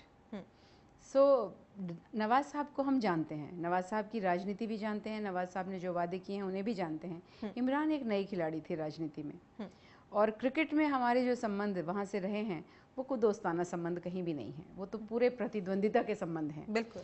और अगर उसी को लेकर वो चलते तो शायद भारत के साथ बहुत दोस्ताना व्यवहार होता है, ऐसा हम नहीं मानते। लेकिन फिर भी वो सब कयास हैं, क्योंकि इमरान साहब ने इस बारे में कोई बहुत स्पष्ट बयान भी नहीं दिए, कोई बहुत स्पष्ट प्रोग्राम भी हमारे सामने नहीं रखे जो नवाज साहब ने रखे हैं। और यदि जैसे अभी वेद प्रताप वैदिक जी कह रहे थे, और वैदिक जी के उनके से लंबे संबंध रहे हैं जी, तो वो तो बहुत ही होपफुल बात लग रही है कि अगर नवाज साहब जो अब तक करते रहे हैं, और सच में ही अभी जो टीम गई थी जो पिछले 2 दिन उस पर रिपोर्टिंग होती रही है उसको देखें हम, तो नवाज शरीफ साहब सच में ही इस बार ये पेश जरूर कर रहे हैं कि वो भारत के साथ अच्छे संबंध रखना चाहते हैं।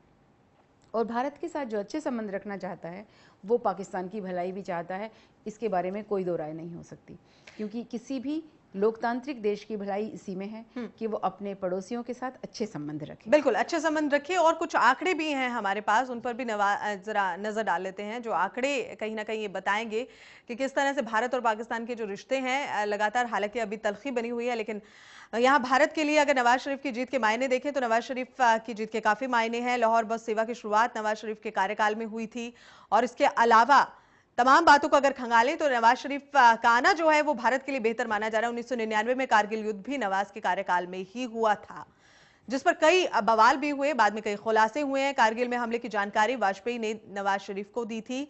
उसके बाद जो कुछ हुआ वो जग जाहिर है। हालांकि ये पूरा जो मामला है वो किस तरह से गरमाया अभी पिछले कुछ वक्त में, ये भी सबको मालूम है। भारत से बेहतर रिश्ते नवाज शरीफ के चुनावी एजेंडे में शामिल हैं।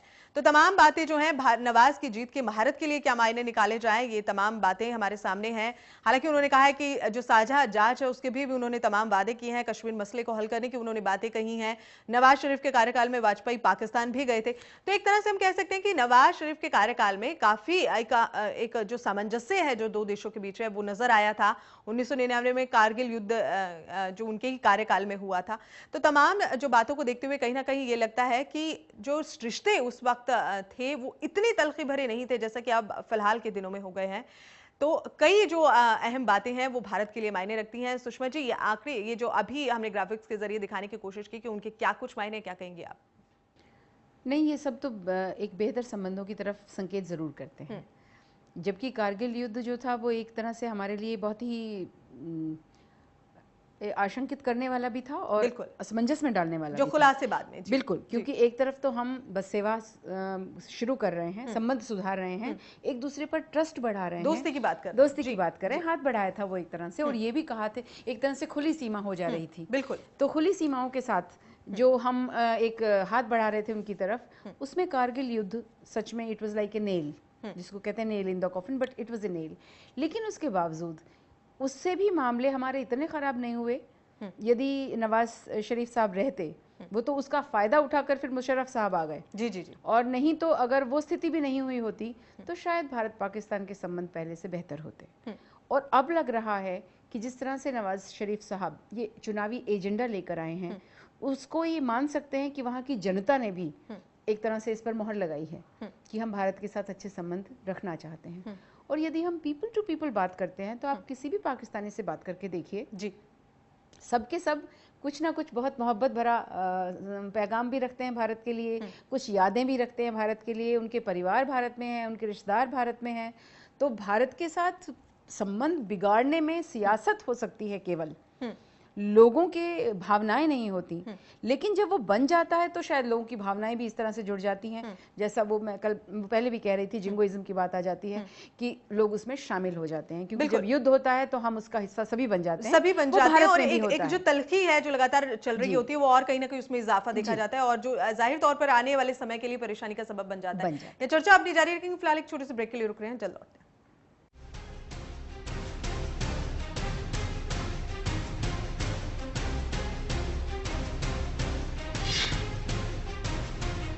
ब्रेक के बाद स्वागत है आपका। लगातार बात कर रहे हैं पाकिस्तान की। वो रुझान जो है, रुझान के मुताबिक नवाज शरीफ की एक बार फिर से वापसी जो है वो होती नजर आ रही है। स्टूडियो में हमारे साथ नमन द्विवेदी जी मौजूद हैं, प्रोफेसर सुषमा यादव जी मौजूद हैं।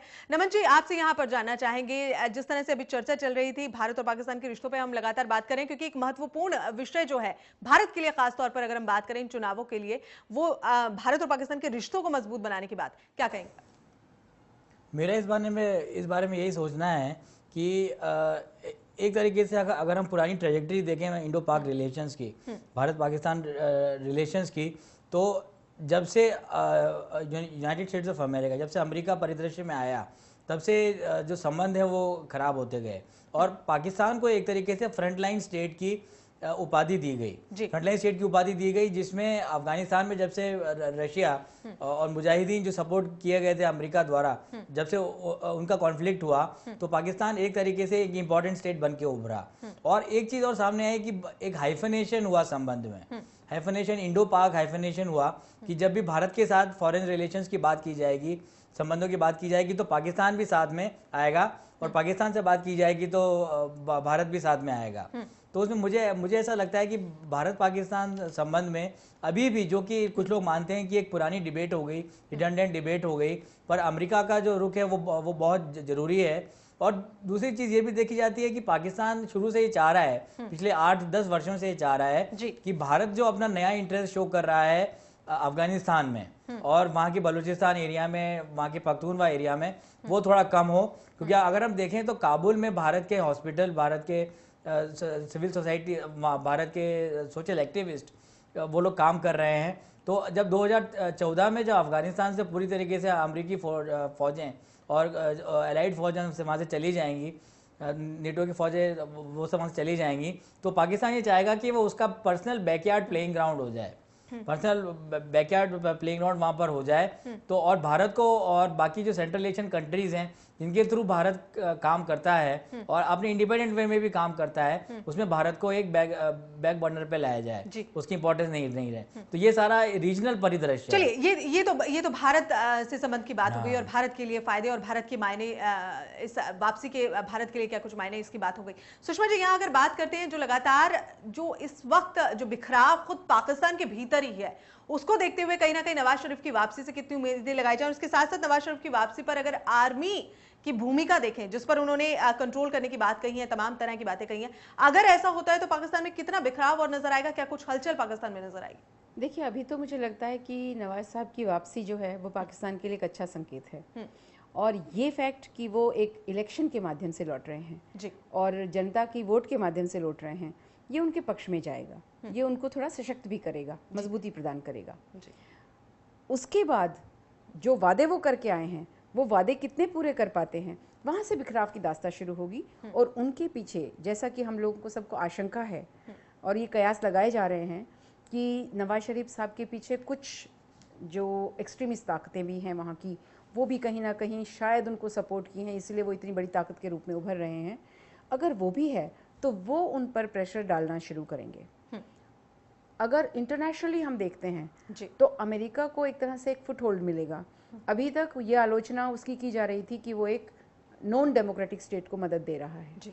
अब अगर ये चुनकर के प्रधानमंत्री बनते हैं तो ये एक डेमोक्रेटिक स्टेट भी बन गया और लोकतांत्रिक रिजीम वहाँ शुरू हो गई, तो अमेरिका जो है वो पाकिस्तान को और ज़्यादा मदद देने की कोशिश करेगा, जो हमारे साउथ एशियन पूरे के पूरे रीजनल पर्सपेक्टिव को थोड़ा बदलेगा।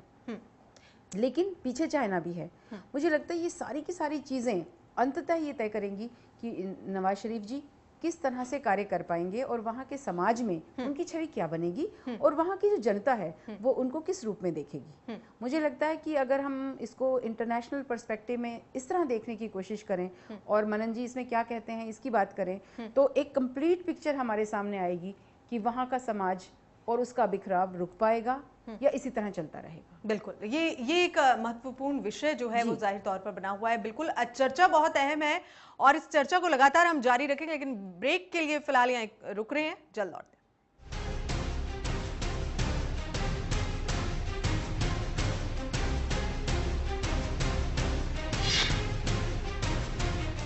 नमस्कार, हमारी खास पेशकश में आपका बहुत बहुत स्वागत है। आपके साथ मैं हूं सिद्धार्थ। बात हो रही है पाकिस्तान में चुनाव की, और चुनाव को लेकर के इस बार फिर लग रहा है नवाज शरीफ की सरकार का बनना लगभग तय है। पाकिस्तान में हुए आम चुनाव के बाद मतगणना अभी भी जारी है, लेकिन अब तक आए रुझानों में नवाज शरीफ की पार्टी पाकिस्तान मुस्लिम लीग नवाज सबसे बड़ी पार्टी बनकर उभर रही है। नवाज शरीफ को कड़ी टक्कर देने वाले पूर्व क्रिकेटर इमरान खान की पार्टी पाकिस्तान तहरीक-ए-इंसाफ दूसरे नंबर पर है, जबकि सत्तारूढ़ पाकिस्तान पीपल्स पार्टी तीसरे नंबर पर खिसक गई है।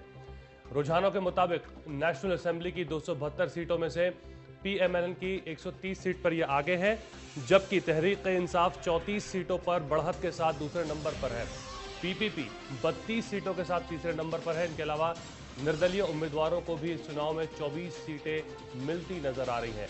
अगर ये रुझान नतीजों में बदले तो नवाज शरीफ की सरकार बनना तय माना जा रहा है। तो रुझानों में नवाज शरीफ सबसे आगे है। इस वक्त की बड़ी खबर आपको बताते हैं, और ये कयास लगाए जा रहे हैं कि इसी के साथ अगर इसी तरह से अगर वो आगे बढ़े रहे, ये अगर बढ़त उन्हें बनाए रखी, तो फिर उनकी सरकार बनना तय है और एक बार फिर वो प्रधानमंत्री के कुर्सी पर काबिज हो जाएंगे। ये बात लगातार निकल करके आ रही है। पाकिस्तान में वोटों की गिनती लगातार जारी है। नवाज शरीफ की जो पार्टी है 130 सीटों पर आगे है और रुझानों में उनकी पार्टी फिलहाल सबसे आगे यानी टॉप पर बनी हुई है। इमरान खान की अगर हम बात करें तो वो दूसरे नंबर पर है। युवा वोटरों को लुभाने की लगातार बात की जा रही थी कि एक बहुत बड़ा इन्फ्लुएंस इमरान खान जो युवा वोटर हैं वहां के पाकिस्तान के उनके ऊपर डालेंगे, तो दूसरे नंबर पर वो रहे। फिलहाल ये जो गैर सरकारी रुझान हम इसे कह सकते हैं जो आ रहे हैं, इसमें काफ़ी तब्दीलियां भी देखने को मिलेंगी। पर एक बड़ी चीज़ और निकल करके आ रही है, पंजाब का जो क्षेत्र है पाकिस्तान के अंदर, वहां पर भी सुपड़ा साफ कर दिया है दूसरी पार्टियों का नवाज शरीफ की पार्टी ने। तो ये भी माना जाता है कि पंजाब पे जो कब्जा कर लेता है वो लगभग अब सत्ता उसकी हो जाती है, कुर्सी उसकी हो जाती है। पर क्या राजनीतिक मायने निकाले जाएं अगर नवाज शरीफ आते हैं, कितने शरीफ वो साबित होते हैं भारत के लिए, ये एक बड़ा सवाल है। और अभी भी वोटों की गिनती लगातार जारी है।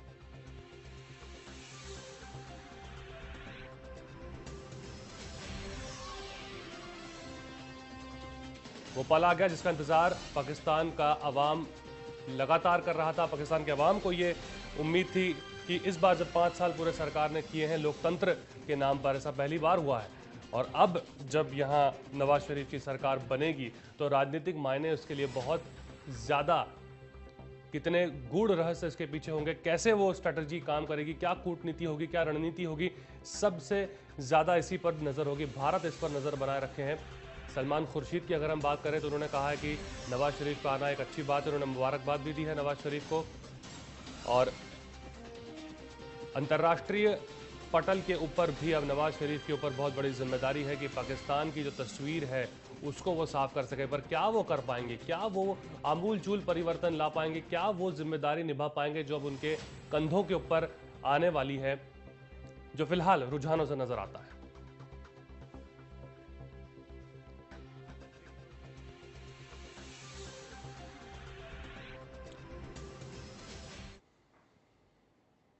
चलिए चर्चा को हम आगे बढ़ाएंगे। हमारे साथ मनन द्विवेदी हैं, पाकिस्तान मामलों के जानकार, और प्रोफेसर सुषमा यादव हैं, उनसे भी हम बात करेंगे। दोनों गेस्ट हमारे साथ जुड़े हुए हैं।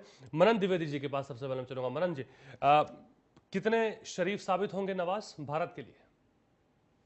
मुझे ऐसा लगता है कि मैं ये बात पहले भी कह चुका हूं कि अभी उनके फेवर में रुझान आ रहे हैं, और अब उसके बाद वो प्राइम मिनिस्टर बनेंगे, प्रधानमंत्री बनेंगे, तो अभी कुछ भी कहना बहुत प्री मेच्योर होगा, जल्दी होगा। फिर भी मैं कहूँगा कि वो एक बड़ी पॉलिटिकली मेच्योर लीडर रह चुके हैं, और पिछले 20-25 वर्षों से मतलब वो हैं वहाँ पर काबिज हैं पाकिस्तान के अंदर, मतलब पॉलिटिकल सिनेरियो में काबिज हैं। तो अभी उनके लिए अभी कहना बहुत जल्दी होगा।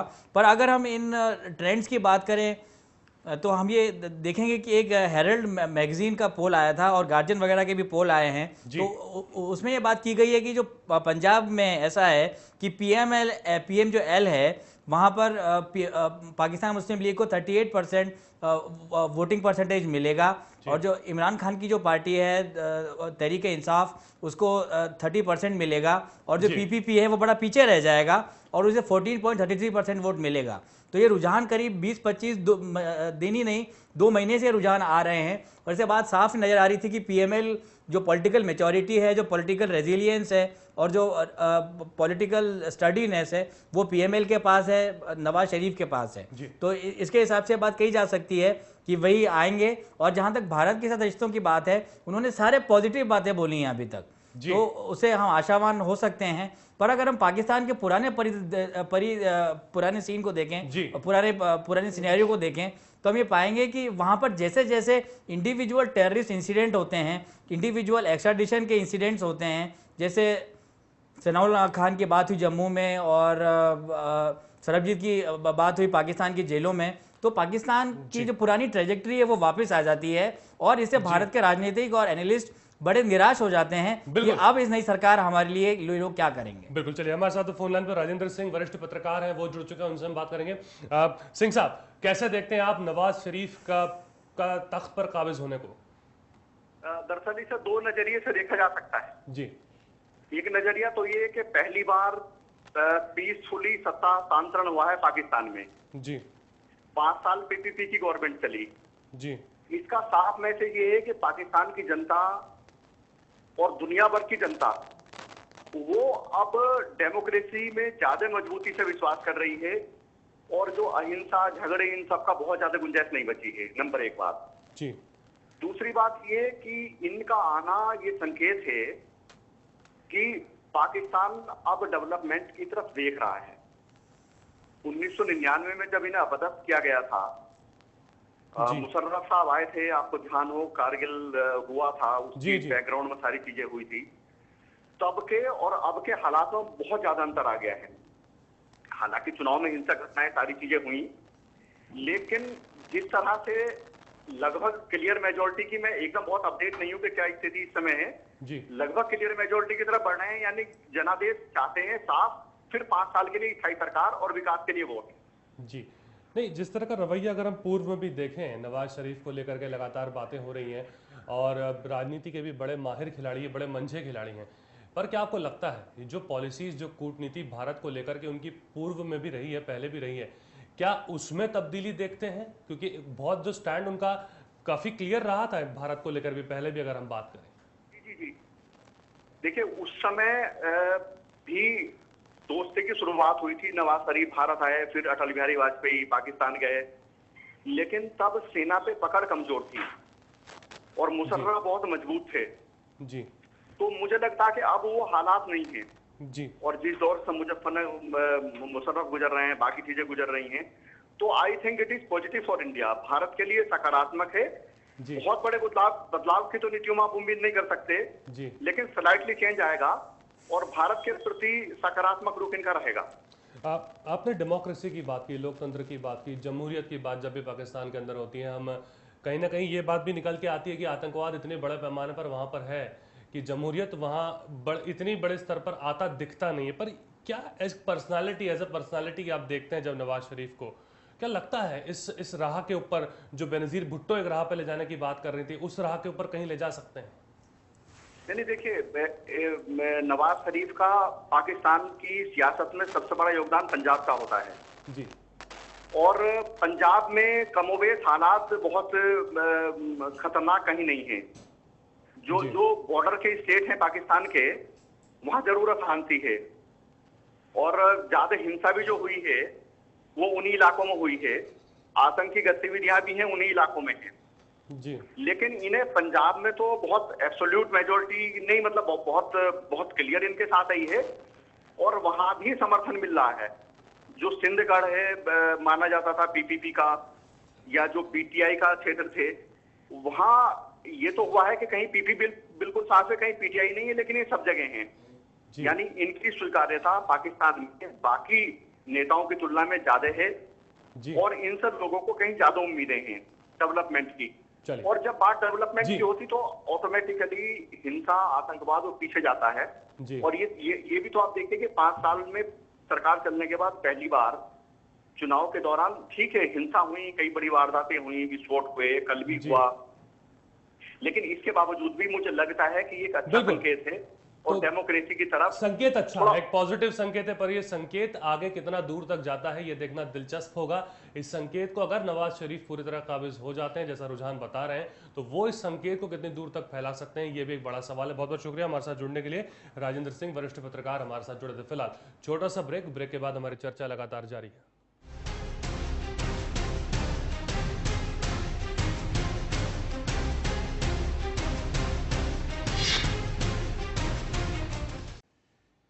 स्वागत आपका ब्रेक के बाद। नवाज शरीफ पाकिस्तान के अंदर एक बार फिर अपनी सरकार बनाते हुए नजर आ रहे हैं। रुझानों की अगर हम बात करें तो उनको देखा जाए, उसके मद्देनजर यही बात निकल करके आ रही है कि एक बार फिर नवाज शरीफ जो है अब अपनी सरकार बनाएंगे। चर्चा को हम यहाँ से आगे बढ़ाएंगे। हमारे साथ प्रोफेसर सुषमा यादव जी जुड़ी हैं, उनसे बात करेंगे। सुषमा जी, सबसे पहले तो आप ये बताइए कि कैसे देखा जाए इस इलेक्शन को, अगर हम देखें या जो वोटिंग पैटर्न रहा है, कैसे देखती हैं आप इसे? देखिए, इस चुनाव को अगर हम पाकिस्तान के परिप्रेक्ष्य में देखें तो एक ताज़ी हवा की तरह वहाँ आया है जी। क्योंकि बहुत वर्षों के बाद शायद ऐसा हुआ कि 5 साल एक सरकार चली और वो उस पर आर्मी काबिज नहीं हुई। कम से कम आर्मी पीछे तो रही लेकिन काबिज नहीं हुई, और एक चुनाव हुए, डिक्लेयर हुए, जो बिल्कुल लोकतांत्रिक तरीके से डिक्लेयर हुए, और सब डर के बावजूद, आतंक के बावजूद, धमकियों के बावजूद चुनाव हुए। और एक और नई चीज़ जो इस बार है कि वहाँ का यूथ इसमें शामिल हुआ, चाहे वो इमरान खान की वजह से शामिल हुआ हो पहले, या सच में ही अपनी उम्मीदों के कारण शामिल हुआ हो, यूथ भी इसमें शामिल हुआ। और ये कहा जा रहा है कि बहुत बड़ी संख्या इस बार वहाँ यूथ वोटर्स की थी। और तीसरी बात, महिलाओं ने भी इसमें शिरकत की है, जबकि जो रिपोर्ट्स आई हैं उसमें ये हुआ है कि बहुत जगह पर शायद उनको वहाँ की ट्राइब्स ने ये हुक्म दे दिया कि वो नहीं जाएंगे चुनाव में भाग लेने के लिए। ऐसा हुआ भी है, लेकिन कुछ उनके लिए ख़ास तौर पर डेजिग्नेटेड पोलिंग बूथ्स भी रखे गए और बहुत लंबी लंबी लाइनों में लगकर भी महिलाओं ने इसमें शिरकत की है। ये कुछ चीज़ें हैं तीनों। और चौथी एक और कहूँगी कि हर पार्टी ने कम से कम पाकिस्तान के लिए और लोकतांत्रिक पाकिस्तान के लिए कुछ आश्वासन लोगों के सामने रखे हैं अपने चुनाव एजेंडे के रूप में, जो पाकिस्तान को एक नई दिशा की तरफ ले जाने की ओर संकेत दे रहे हैं। और साथ ही साथ एक बात और कहूँ, साथ ही साथ मीडिया का भी इसमें एक रोल रहा है। जो नेटवर्किंग साइट्स हैं और जिस तरह से नए मोबाइल फ़ोन यूज़र्स वहाँ आए हैं और जिन तक लोग पहुँचे हैं, ये सारी की सारी बातें बिल्कुल एक नई हवा और नई रोशनी पाकिस्तान की तरफ दिखा रही हैं। ठीक, मनन जी, लगातार ये बातें उठ रही थी, दो बड़े कंटेंडर इस चुनाव में लगातार माने गए, नवाज शरीफ की बात हो और दूसरे इमरान खान। इमरान खान सेकंड नंबर पर लगभग चल रहे हैं और नवाज शरीफ का तय है। अब ये माना जा रहा है कि जिस तरह से रुझान है वो अपनी सरकार बना लेंगे। इमरान खान का न आना या इमरान खान का न पहुंच पाना उस जगह पे या पहले नंबर पर ना रहना, उसका सबसे बड़ा कारण क्या मानते हैं? क्या राजनीतिक इनएक्सपीरियंस? ये आपने बड़ी अच्छी मुद्दे की बात उठाई, तो उसमें मैं यही बात अपने सामने रखना चाहूँगा कि इमरान खान शुरुआत में जब आए पर उन्होंने 17 साल मेहनत की है। ये बात हमें नहीं भूलनी चाहिए, उन्होंने 17 साल मेहनत की है और इन 17 ईयर्स 17 वर्षों में उन्होंने अपनी पॉलिटिकल पोजीशन बड़ी स्ट्रांग बनाई है। पर इमरान खान एक तरीके के आइकन है, यूथ आइकन है। उसके अलावा एक और चीज़ हमें देखनी चाहिए कि जो रूरल बेल्ट में और जो फ्यूडल बेल्ट में पाकिस्तान के अंदर जिस व्यक्ति की पकड़ है वो है मियां शरीफ, उनकी पकड़ है उसके अंदर।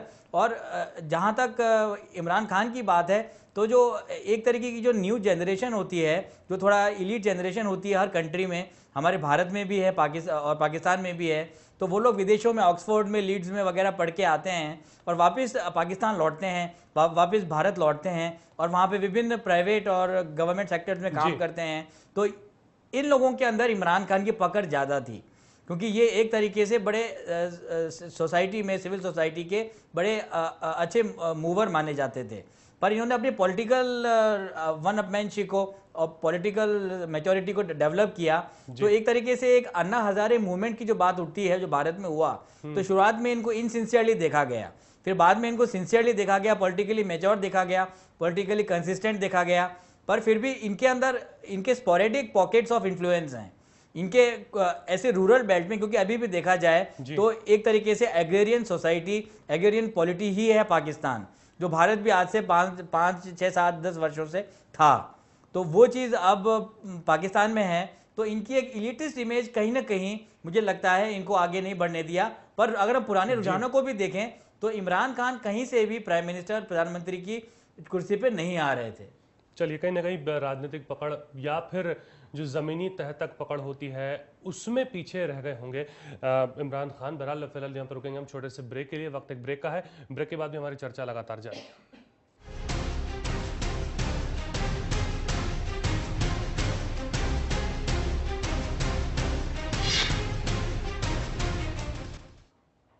स्वागत है आपका ब्रेक के बाद। चर्चा को हम आगे बढ़ाते हैं। सुषमा जी, क्या लगता है आपको, क्या पाकिस्तान की जनता इमरान खान को न चुनकर कहीं चूकी है? कहीं ऐसा लग रहा है क्योंकि ताज़ा हवा का वो झोंका थे, एक नई उनकी तरफ फ्रेश एयर थी और नवाज शरीफ को पहले भी मौका दिया जा चुका है। क्या यहाँ पर कहीं चूक आपको लगता है हुई है?